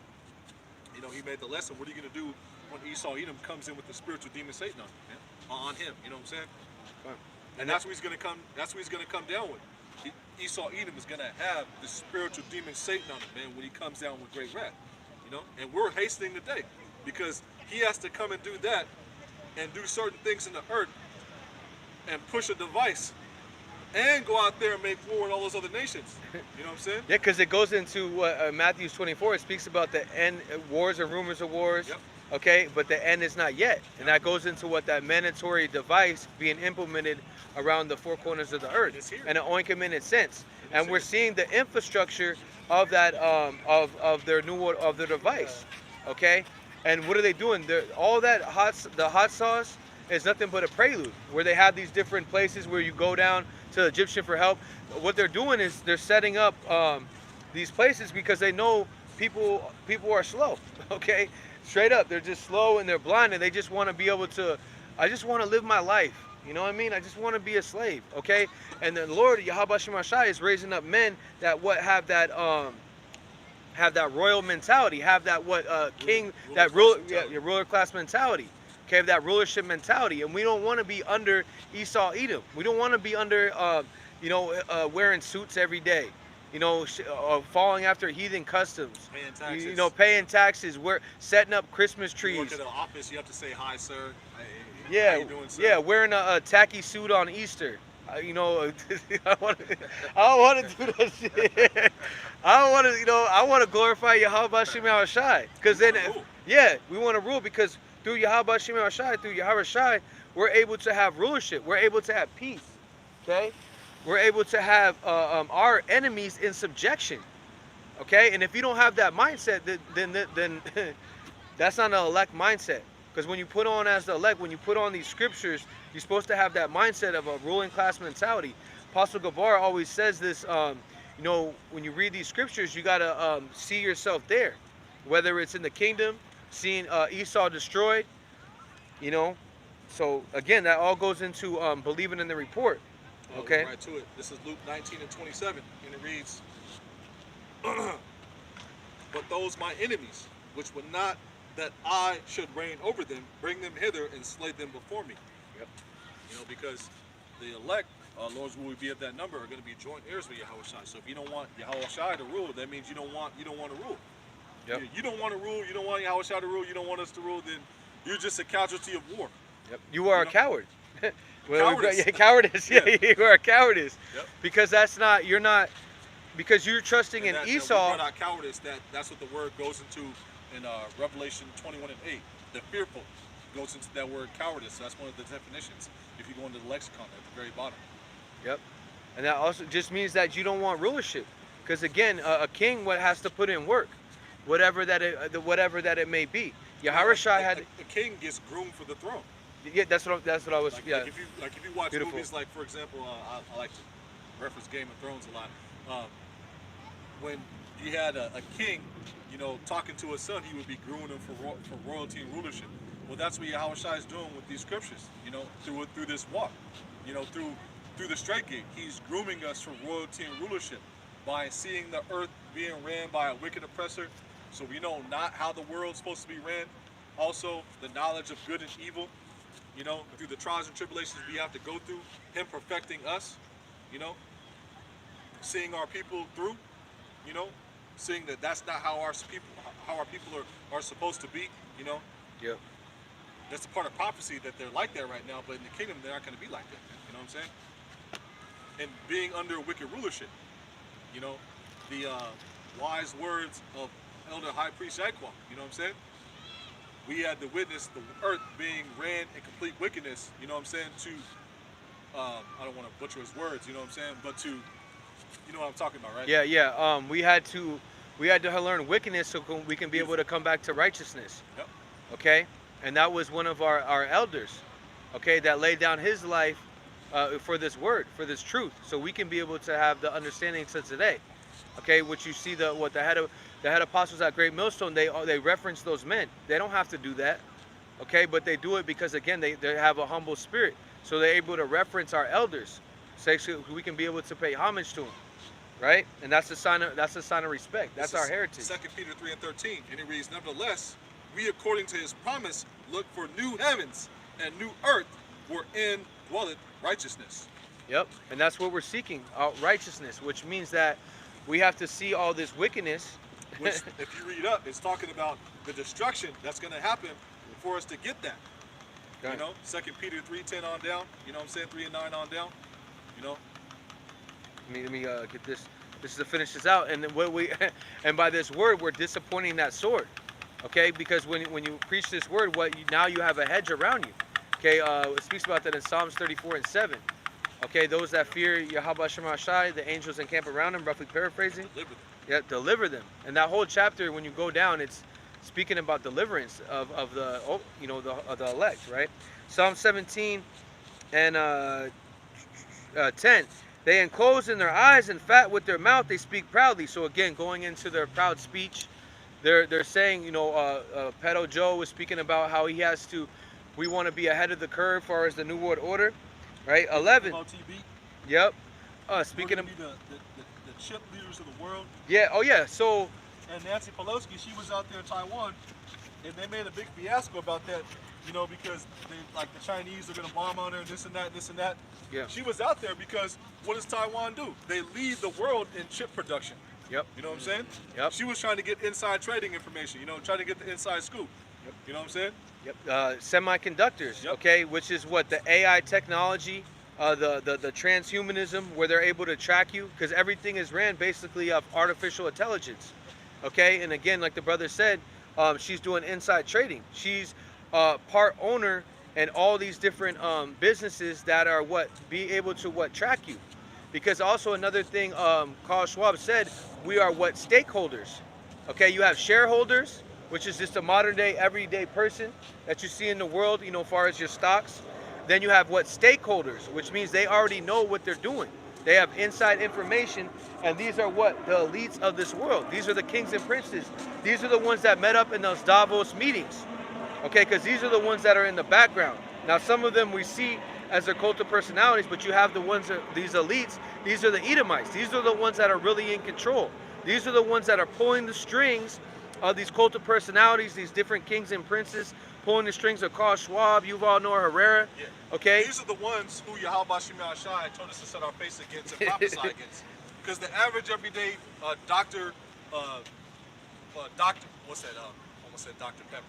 Jake drinks shot. Dr. Phil, I don't know why. The average everyday Mountain Dew drinking, Bud and Bush Light drinking, American Spirit smoking, raw steak eating Edomite. You're just extra goyim for slavery. Yep. Goyim, Yep. which is cattle. Yep. These are the people who were actually sent to prophesy against, man. Because the Edomites in Babylon the Great, you're not going to be in the deep underground military bunkers unless you work for those guys. Yep. You want to get Revelation 6 and 15, brother? Let's let me get this. Let me finish out. Because those are going to be the ones who get dug out of the mountains, dug out of the deep underground military bunkers and thrown in slavery. The average everyday Edomite, you're going to be destroyed when the nuclear missiles come, man. This is Psalm 17 and 11. They have now compassed us in our steps. They have set their eyes bowing down to the earth. Okay, showing you that they're at a high stance. And what do they do? They have set those satellites. Okay, they're watching us through the internet. They set their nest amongst Yeah, the stars. and at that same time they set their nest up there. Those satellites was the same time that Abba Bivens, which is Elijah reincarnated, which was John the Baptist reincarnated. Okay, he was in 1969, 1970. The same time they set their nest on high was the same time the Great Awakening, where he started to teach on the highways and the byways. Now he came out before that in 1960s, right? But that's when the Great Awakening was 1970, right? That you see the men of the Lord, that great millstone, and then we have labored in their, came in their lots, roughly paraphrasing, okay, and they're compassing us about, right, sitting from their lofty estate, the clefts of the rocks, okay, because of that goes into their pride. Their pride has reached a point, okay, and then we know that Yahweh Shem Shai, they have a bounds they cannot cross, okay. It says 12. This is Psalm 17 and 12. Like as a lion that is greedy of his prey, and as we're a young lion lurking in secret places. So again, a young lion is very very ambitious, very ready for war. Okay, and that's how what Esau Edom is. He's ready to engage in what this all-out war, because he's tired of speaking with what his mouth, because he doesn't have any words to speak. He's only draconian. He's what, a caveman, a cave dweller. Okay, so Psalm 17 and 13. Arise, O Yahweh Shemashai, disappoint him, cast him down, deliver my soul from the wicked, which is thy sword. Okay, and that's what we should be praying on, meditating on, constantly. Okay, praying that the Lord is what disappoints that sword, which we know to be Esau Edom, which is the self-proclaimed white man, okay, of this world, which are the Edomites, right? You Idumeans, okay, which is Amalek.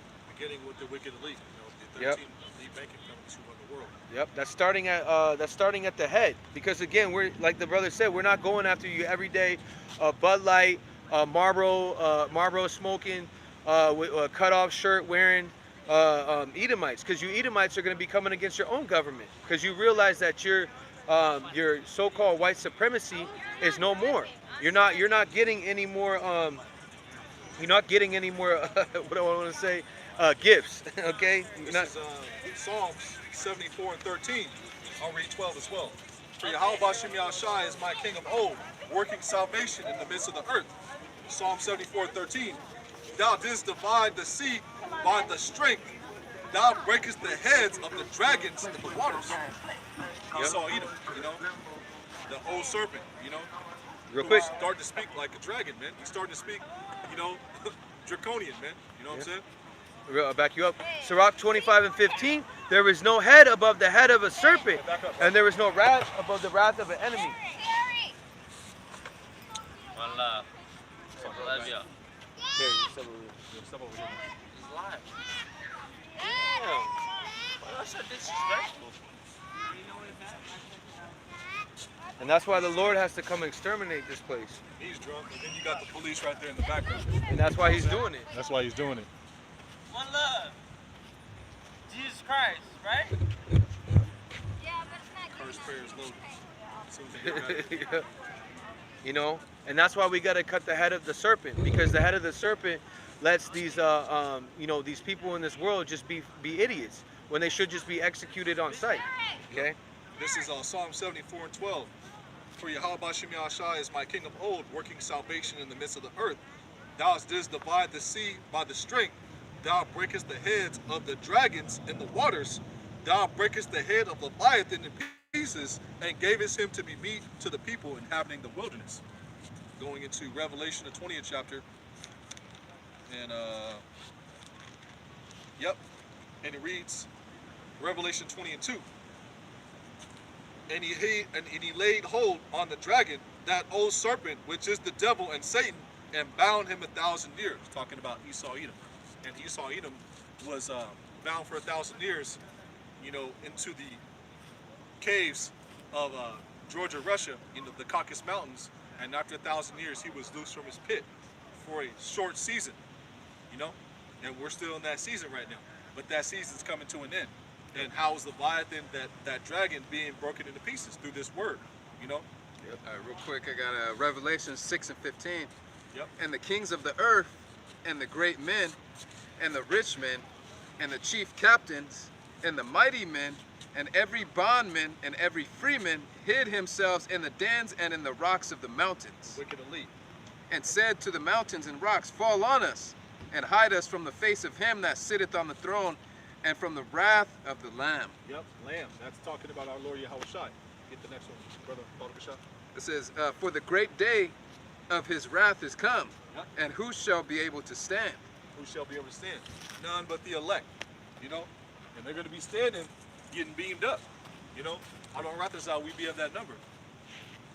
Yep. Speaks about that in Revelation. Yep. Proverbs 25 and 7 is better to hear. It's better to hear come up hither. Revelation 11 and 12. You know what I'm saying? This is Jeremiah 25 and 14. For many nations and great kings shall serve themselves of them also. I will recompense them according to their deeds and according to the works of their own hands.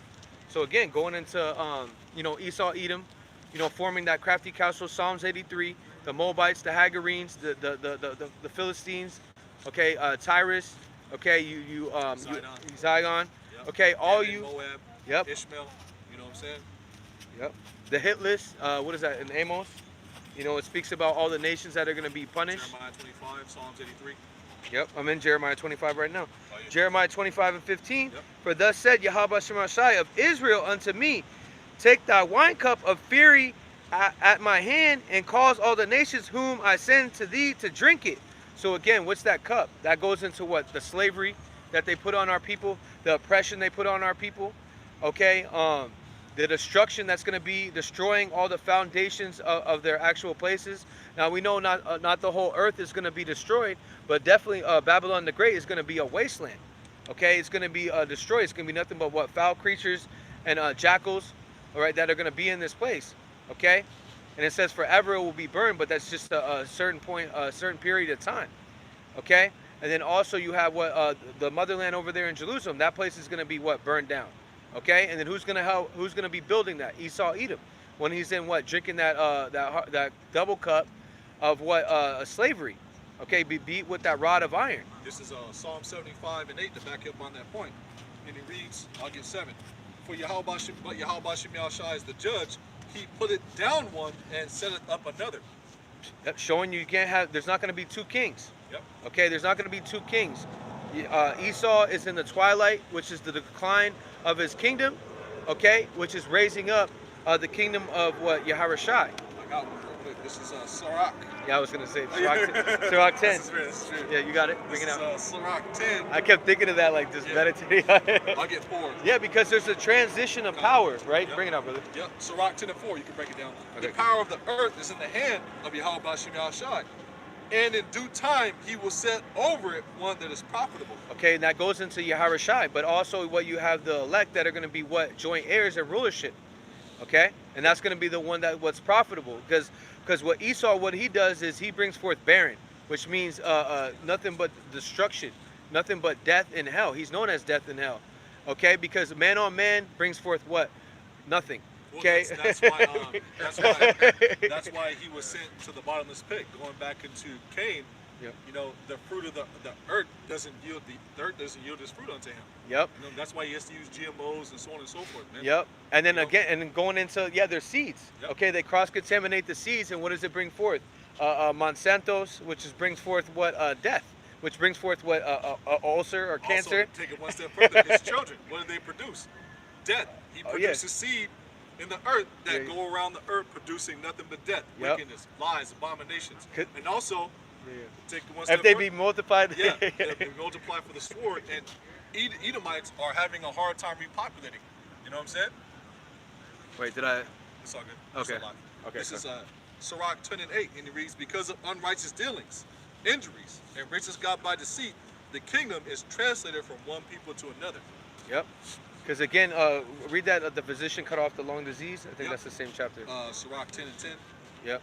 Yeah, because that's where the kingdom is being translated. Because everything they got was through rape, rob, and murdering. I'll get Okay. 9 as well. Why is earth and ashes proud? A characteristic of Esau. He's Yep. proud. He's a proud man, either keep it at home. Yep. Habakkuk 2 and 5. Why is earth and ashes proud? There is not a more wicked thing than a covetous man, which he also is covetous. Yeah, and what does he want? He wants that birthright back. Yep. Okay. For such as one setteth his own soul to sell, because while he liveth, he casteth away his bowels. The physician cutteth off a long disease, and he that is today a king, tomorrow shall die. Bring out that next. Yep. What is it? What is he gonna get? For when a man is dead, he shall inherit creeping things, beasts, and worms. Yeah, that's what you're gonna get, Esau. Okay. You low-level Edomites, you're gonna have what be with the dust. Okay, you're gonna be what it says you shall be what some shall be beaten to powder. Okay, going into what the destruction, right? And that physician, which is Yahawashi, the physician that's healing the sick. Okay, cleansing us of our sins because we were sick. Our whole head was sick, right? We didn't know who we were. We were out there, but now the Lord is what raising up men Says to. those that come against us, the Lord Yahushua, roughly paraphrasing, shall be blinded to powder. Yep. That's in Yeah, I got in the that. That's an Gospels. apocrypha. It's also in the Apocrypha. Oh, I'll get okay, that. come. This is 2nd Ezra 16 and 8, and it reads, the mighty Lord sendeth the plagues, and he that, Slakia, this is Sirach Sirach. Second Ezra 16:11. Slack it. The I Lord knew that shall too. threaten, and who shall not be utterly beaten to powder at his presence. Yep. It also says that in the gospel it says, they should be grind. You want to get it, grind the powder. Just type it in your phone, brother. My KJV. phone died. Your phone died. Your phone alive. Yeah. What is it? Grind to powder. It should be grinded to powder. You just type in grind to powder and it'll pop up. I think it's in Matthew. It might be in Luke.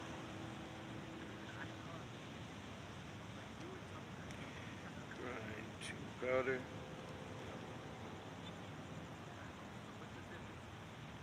Matthew's 21 and 44. Yep. You want to bring it out? Yeah, bro. Okay. Con. Yeah. So this the kingdom shall be taken from one nation, bringing forth. Oh yeah. Con. Let me get. Let's see. Matthew's 21 and. What's it going into? The kingdom shall be Yeah, taken. yeah. Con. Matthew's 21. That's the Yeah, spirit. right on point. That's the spirit. Matthew's 21 and 43. Yep. And this is Yahweh Shai speaking. It says, "Therefore I say unto you, the kingdom of Yahweh shall be taken from you and given to a nation, bringing forth the fruits thereof." 44. And whoever shall fall on this stone shall be broken, but on whoever it shall fall, it will grind him to powder. Yep. That great millstone. Yahweh Shai. You know what I'm Yep. saying? This is Daniel 2 and 44, and it reads, because we mentioned it earlier, let's just get it. Daniel 2 and 44, and it reads, and in the days of these kings shall the power of heaven set up a kingdom which shall never be left. I'm tripping. Slack it. I'm reading this is Daniel 2 and 44. And in the days of these kings shall the power of heaven set up a kingdom which shall never be destroyed, and the kingdom shall not be left to other people, but it shall break in pieces and consume all these kingdoms, and it shall stand forever.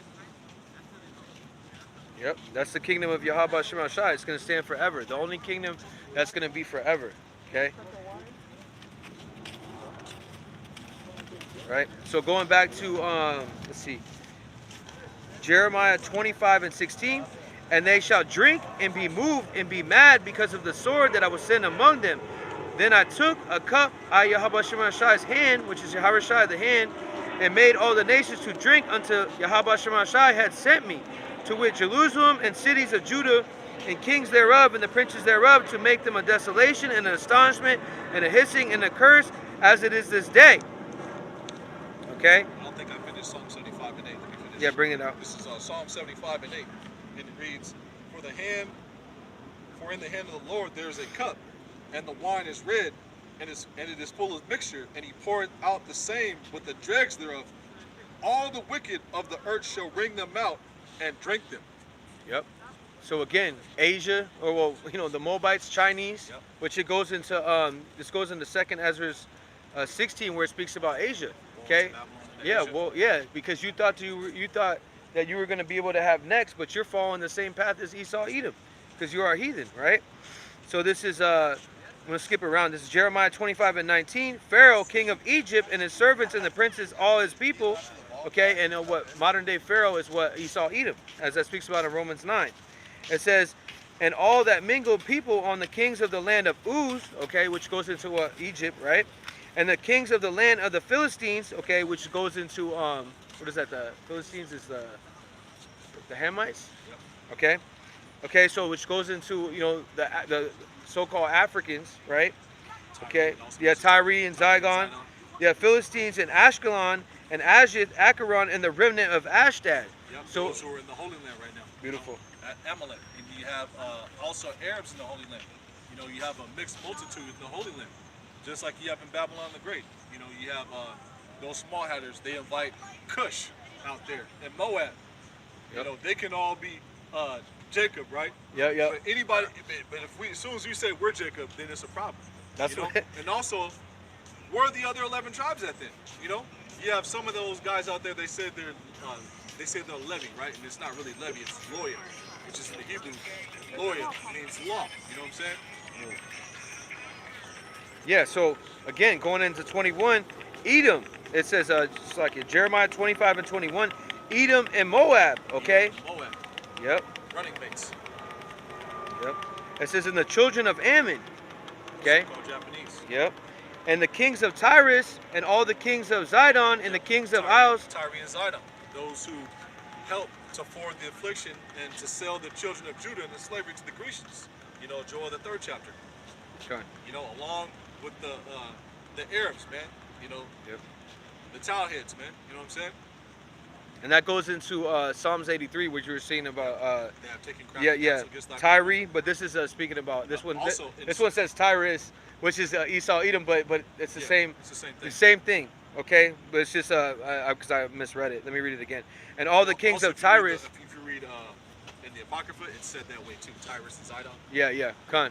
Because actually, that was the land that was over there in that land, and then when they came over here, it's the same Now, in same in concept. Psalms 83, Elam, or Japheth aren't mentioned. You know what I'm saying? Well, Because we got him right here. Yeah, because during the Persian Mede Empire, they allowed us to rebuild the temple. Yep. But First they're Thessalonians mentioned 4. in Jeremiah 25, also Jeremiah 30 and 16. You want to get Jeremiah 30 and 16, buddy? Khan. And so, Because all those nations that helped forward the affliction had their dirty, slimy, greasy hands on us are going to go into captivity, man. Khan. So skipping down to 24, and the king and all the kings of Arab and all the kings of the mingled people that dwell in the desert. Okay, so all you Palestinians, all you over there, you know, you have what is that place called? I just saw there's some Jake women over there. And When they Arab built is their not own a land. true race. Arab, what it means is mixed. Yep. Because you Mingled have- is. Yeah, because Arab, what it means is mixed in the form of you have Edomites, who a lot of those Saudi princes are and those oil princes are. Yep. They actually go back to Edom. Yep. Esau crept his way in there. You know what I'm saying? Just Yep. like he crept his way into the Herodian dynasty. Yep. You know, Heron, those guys that were actually reigning and so on and so forth. You know what I'm saying? Just like he crept his way in our shit, Yep. he crept his way in Ishmael shit, man. But Yep. you have Edomites out there, you have Ishmaelites out there, you got Elamites out there, and then you also have Hamites out there. You know what I'm saying? Amongst the Arab people, you know what I'm saying? All claiming to be Muslims, which is not a nationality. That's a false religion, man. You know? Yep. And that's why it says right here. It says, "In the kings of Zimri and all the kings of Elam, Yep, okay, Elam. and all the kings of the The red Medes." dots. Yep. It says, Elam, they were the Persians, you know what I'm saying? And the Medes were the ancient, were the Japhetic people, you know what I'm saying? Japhet, the Okay. Persian Mede Empire, that was Elam and Japhet. And they're mentioned right here, but they're Yep. not mentioned in Psalms 83. beautiful. It says 26, "And all the kings of the north, far and near, one with another, and all the kingdoms of the world which are upon the face of the earth, and the king Shishak shall drink after them." So again, of the north, which is what? Babylon the Great. Okay, so then all these kings, again, in the Davos meetings, okay, the WEF meetings, these Bilderberg meetings, okay, these are all these different nations Those who are that, reigning with the beast and hour, you know what I'm saying? yep, yeah, those that are what are sleeping with the whore. Yep. Okay, they're all gonna come out that they all have the same disease. Okay, and the physician is what gonna ultimately put down that destroy that gonna cut off that long disease. Yep. Okay, which is Slay the Esau. dragon and the bitch. Yeah, which is the Esau Edom. They both gotta go. They're renegades. Okay, they're renegade hoes. You know what I mean? 'Cause they won't follow, you know, Yahweh Shema Shai. Toss-ups. Yep. 27. It says, "Therefore, thus said Yahweh Shema Shai of hosts." Yeah, right. So that word hosts is means armies. "Of Yahweh of Israel, drink ye and be drunken and spew and fall and rise no more, because the sword which I will send among you. And it shall be, if thou refuse to take thy cup in thy hand to drink, that thou say unto them, thus said Yahweh Shema Shai of armies, you shall certainly drink." So again, that goes into Jeremiah 50 and 22, where it speaks about the Lord is going to let out his armory, okay, to be able to come upon the nations. And that goes into all these different nations. Those are the Lord's army, okay, and ultimately going into the Archangel Michael. Okay, the chariots of fire that are going to be upon this place, because this place is going to be destroyed in an hour. Also those missiles. Yep. You know what I'm saying? Yeah, because the spirit. The spirit of the Lord is going to be in those missiles. None of them is going to miss their target. You know. Yep. 29. "For lo, I begin to bring evil on the city, which is called by my name, and you should be utterly unpunished. And you shall not be unpunished, for I will call for a sword upon all the inhabitants of the earth, said Yahweh Shema Shai of hosts." So again, that goes into Joel 3 and 9. The Lord is telling these other nations to put up their swords, or put up their agriculture, okay, and bring forth their weaponry, okay, and prepare for war, and Yahweh Shaphat, okay, which is over there in the Mediterranean Sea on the western side of Syria, okay, which they're going to be what, fighting over ultimately that oil, okay. But that's where Yahweh Shai is bringing them, where they're going to be ultimately they're going to try to fight against Yahweh Shai and the angels and the chariots, okay, which is called Armageddon, which means what, the valley of troops, okay. And that this war is being prepared right now, and right now we're in that spiritual war, far as out here on the highways and the byways, okay, gearing up, right.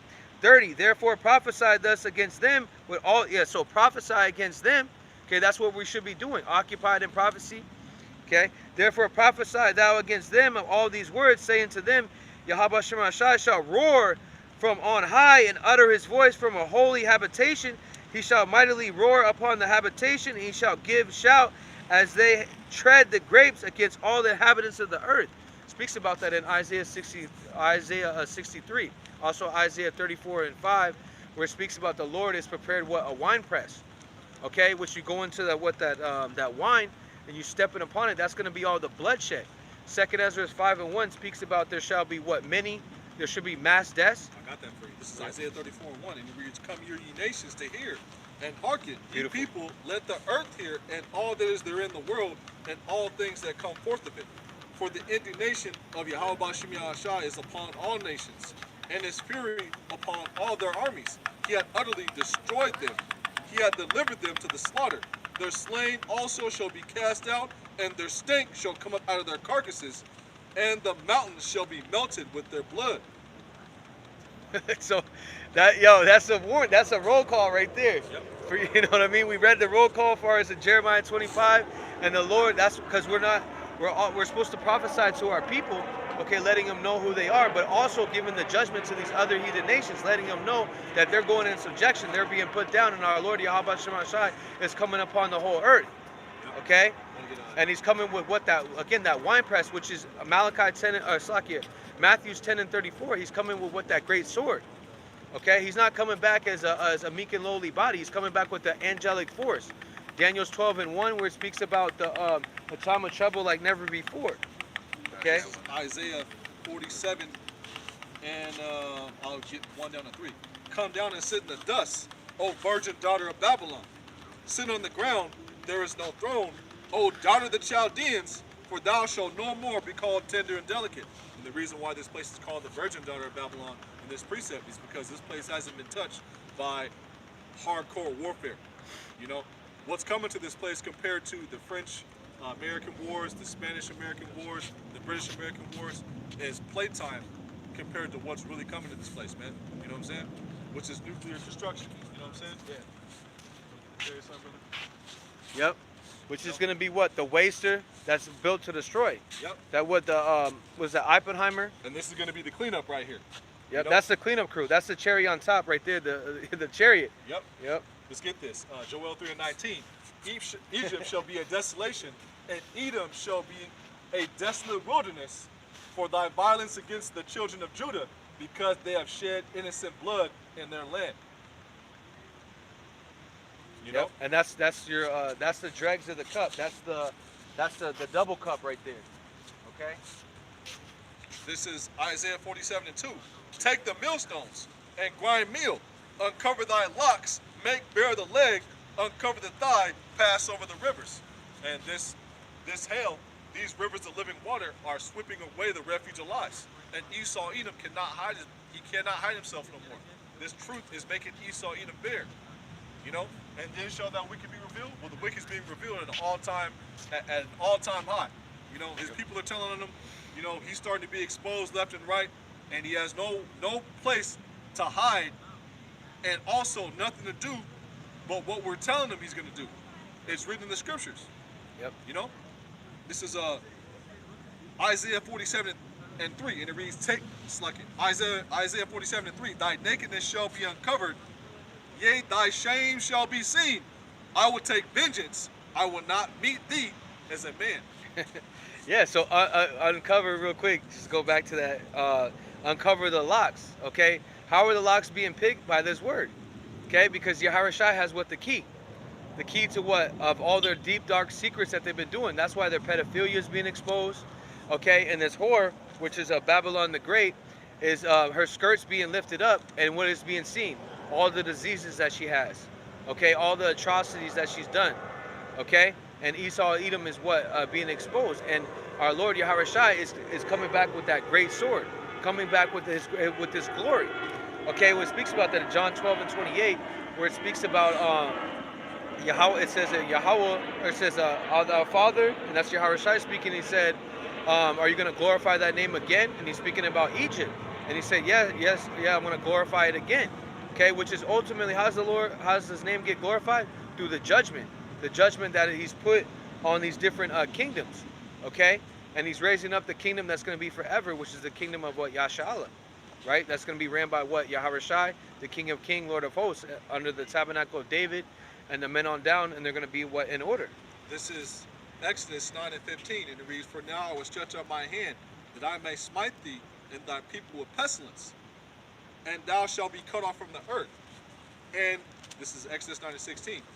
"And in very deed, for this cause have I raised thee up, to show in thee my power, that my name may be declared throughout all the earth.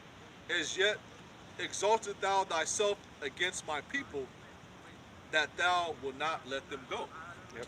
And that's modern day Pharaoh's mentality, Esau Edom's mentality. You know what I'm saying? Yep. He's exalting himself as the eagle, you know, and for this cause has Yahweh Shem Yahshai raised Esau Edom up, so he can declare his name throughout all the earth. Yeah, it speaks about that Romans 9. Romans 9 Yeah, 17. he was fitted for wrath and destruction. He's a ticking time bomb, and he's waiting to, and he's ready to explode.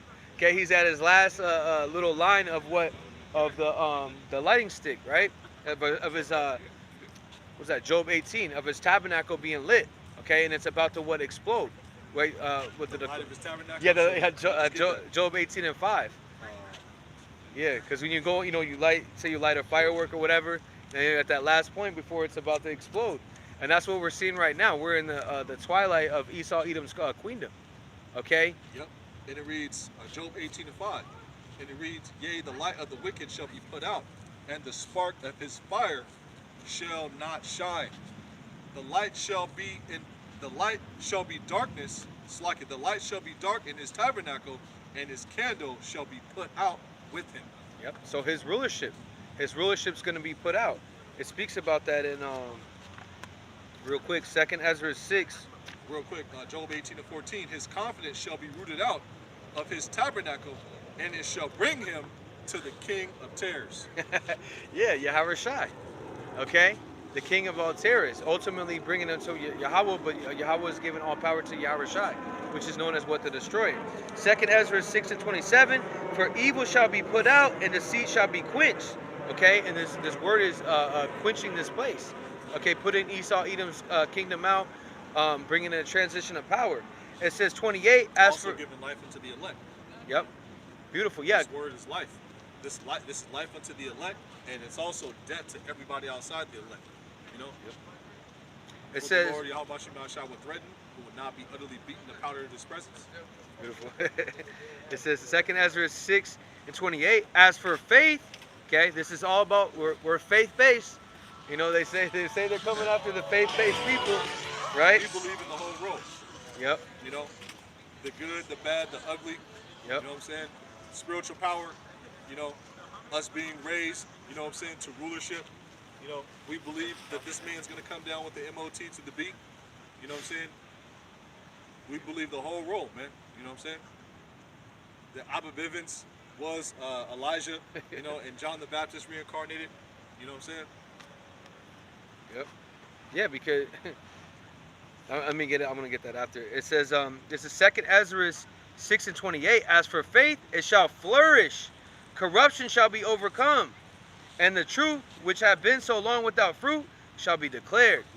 Okay, and what the elect is being declared. That is that fruit, that fruit of that vine. Okay, from the vine is Yahushua. Okay, and through that faith, because it speaks about that in Matthew's. I want to end up from that chapter. It's Matthew's. Precepts. Comment board. And Salaki, if we didn't get all the precepts, we just been rocking out. Hey, the water for the precepts, they help with the lesson. You know, other brothers will, write them down, throw them in the journal. You know, take pictures of them. You know, Yeah, look them up later. That's what I do. Yep, that's what I do. take a snapshot of that screenshot and I'll look it up later, add it to my arsenal. And a lot of time, Add a mental note, you know yeah, what I'm saying? yeah. I'll read it 4 or 5 times throughout the day, you know what I'm saying? And a lot of time when you do that, you know, you take a snapshot or a screenshot. Those can be able to, the Lord will work on your spirit to be able to evolve around those scriptures. You know what I mean? You know, you can do a lesson. Yeah, yeah. Save the scripture. A lot of when I was first starting, that's why I used to. It'd be like one part of a lesson, right? And I would take it. It'd be like 100 precepts. You know, because brothers always put in precepts. Yeah. Then I'm like, oh, okay. You know what I mean? And then you go to the Blue Letter Bible. And then you can, you know, build from, you know, just start building. Yep. You know what I Get a mean? video that go into the topic. You know what I'm Yeah. saying? Yeah, because all this stuff is the same thing over and over again. You know, it's just rehearsing the righteous acts. Okay? Because again, famine, you know, the pestilence, all these different things are just they happen over and over again. That goes into through recognition comes what, or through repetition comes recognition. Okay? And so we're supposed to be constantly going over these breakdowns in these scriptures.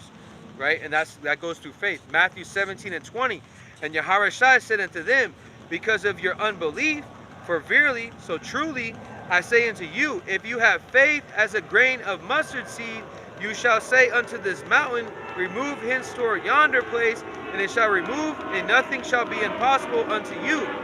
So again, nothing's going to be impossible to those that believe in Yahweh Shem Shai. Okay, and that mountain goes into what? This government.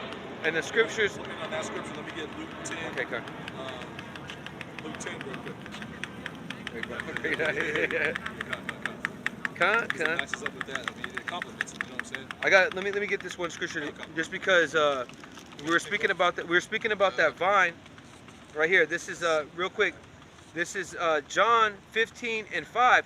I am the vine, you are the branches. He that abideth in me, I in him. The same brighten forth much fruit, for without me you can do nothing. So again, without Yahweh Shem Shai, without our true power, we can't do nothing. Okay, we're at a low estate. Get that one more time, brother. Yep. I just went back. Let me get it. John 15. Yeah, I got it. 15:4 or 15:5. Yep.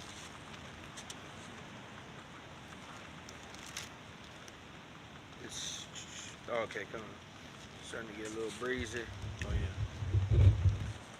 John 15:5, and this is Yahweh Shai speaking in red letter, because that's how our Lord's coming. He's the ransom, the currency is what now? Blood, right? Just as John 15:5, I am the vine, you are the branches. He that abideth in me, I in him. Okay, going into the temple, going into the body of Yahweh Shai, right? The same bringeth forth much fruit, for without me you can do nothing. This is 2nd Ezra 9:20 down to 22. And it reads, so I considered the world, and behold, there was a peril going into evil times, because of the devices that were come into it. 2nd Ezra 9:21. And I saw and spared it greatly, and have kept me a grape of the cut. I'll start again from the top of my reading lately. This is 2nd Ezra 9:21. And Bring I it saw out. and spared it greatly, and have kept me a grape of the cluster, and a plant of a great people. Let the multitude perish, which was born in vain, and let my grape be kept, and my plant. For with great labor have I made it perfect. Beautiful. You know, going into the vine, you know what I'm saying? Yeah, going into the I thought you were gonna break it down. Yeah, going into the elect, that grape, that cluster of the grape. Okay, going into that vine. And right now we're seeing we're seeing that this place is what ripe for the plucking. Okay. This is Luke 10, and I'll start with 17. And the 70 returned again with joy, saying, Lord, even the devils are subject unto us through thy name. And he said to them, I beheld Satan as lightning falling from heaven, which is happening right now before our very eyes. Satan, Shaitan, the adversary, Esau, Edom, the so-called white man, beginning with their wicked elite, are falling from rulership. You know, you have heaven as a state or condition. You have 4 heavens. Heavens being the firmament, the skies, the heaven of heaven, where, you know, Yahweh Shai, you know, the Heavenly Father are. Then you have the condition of heaven, you know, as far as rulership, so on and so forth, which Esau, Edom is in. And then you have the kingdom of heaven. Yep. This is Luke 10:17, and it reads, and he said, Luke 10:18, and he reads, and he said unto them, I beheld Satan as lightning falling from heaven. Behold, I give unto you power to tread on serpents and scorpions, you know, wicked jakes, you know, and over all the power of the enemy, and nothing shall by any means hurt you. Notwithstanding, in this rejoice not that your spirits are notwithstanding, in this rejoice not that the spirits are subject unto you, but rather rejoice because your names are written in heaven. You know, and that's what we're praying to be written in that book. Yep. That it speaks about real quick, just because we said we'll end on Matthew, but this is Daniel. Give it a few seconds unless you turn back. Okay, Kun. This is Daniel 12:1. At that time shall Michael stand up, and the great prince which stand before the children of people, and there shall be a time of trouble, such as never was since there was a nation, even to them at the same time, and at that time people shall be delivered, everyone that shall be found written in the book. Yep. Okay. Everyone that is found written in the book of life. Yep. You know. Also, you have those who are not written in the book of life. What are they going to do?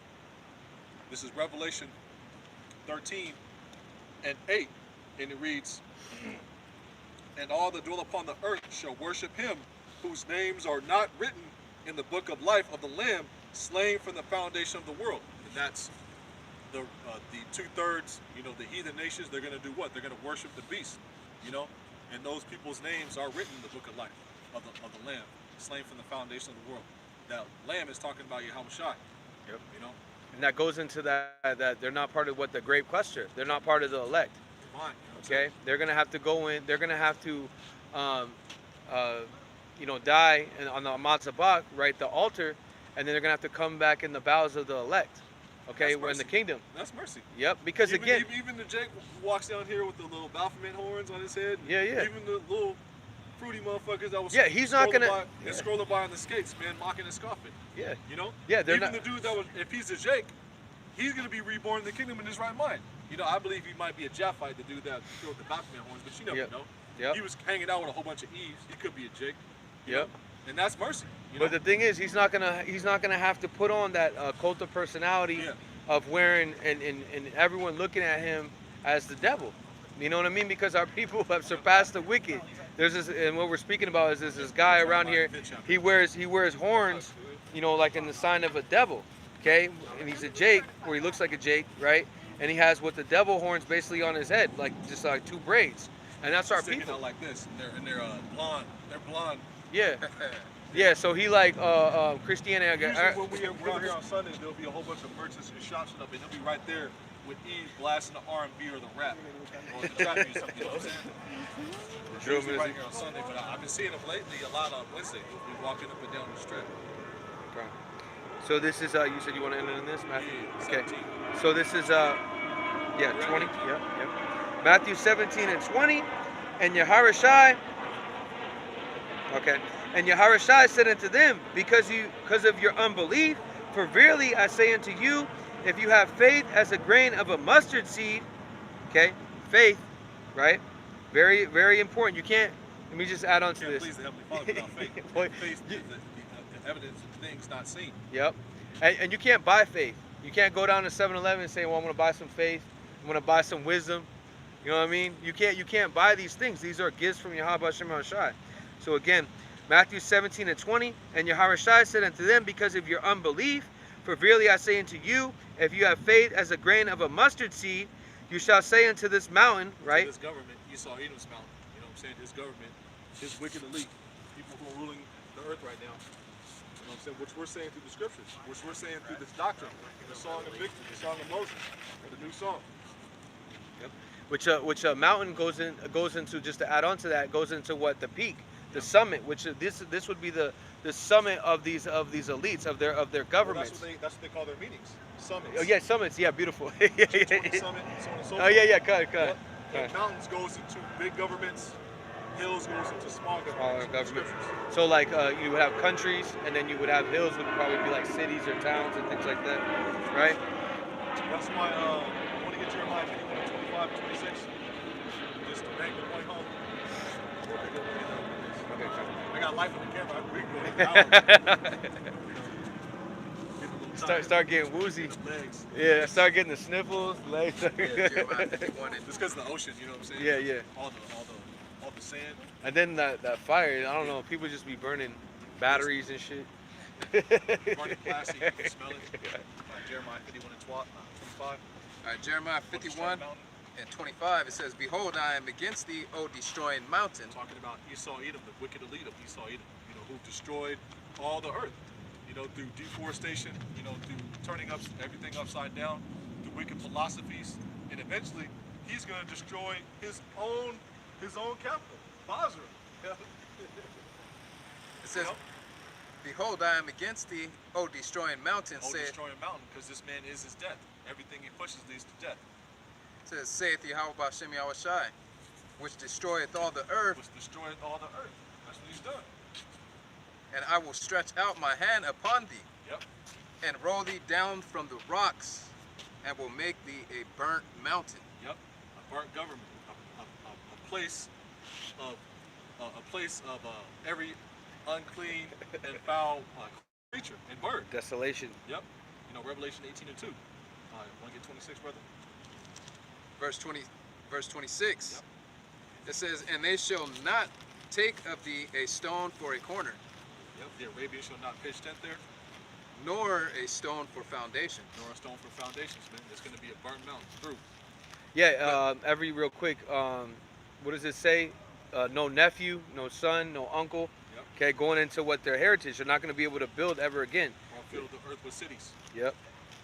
Never be in rulership, and going into their what they're going to be getting is what the dirt and the worms, as we read in Sirach, I think it's 10 and 11. Yep.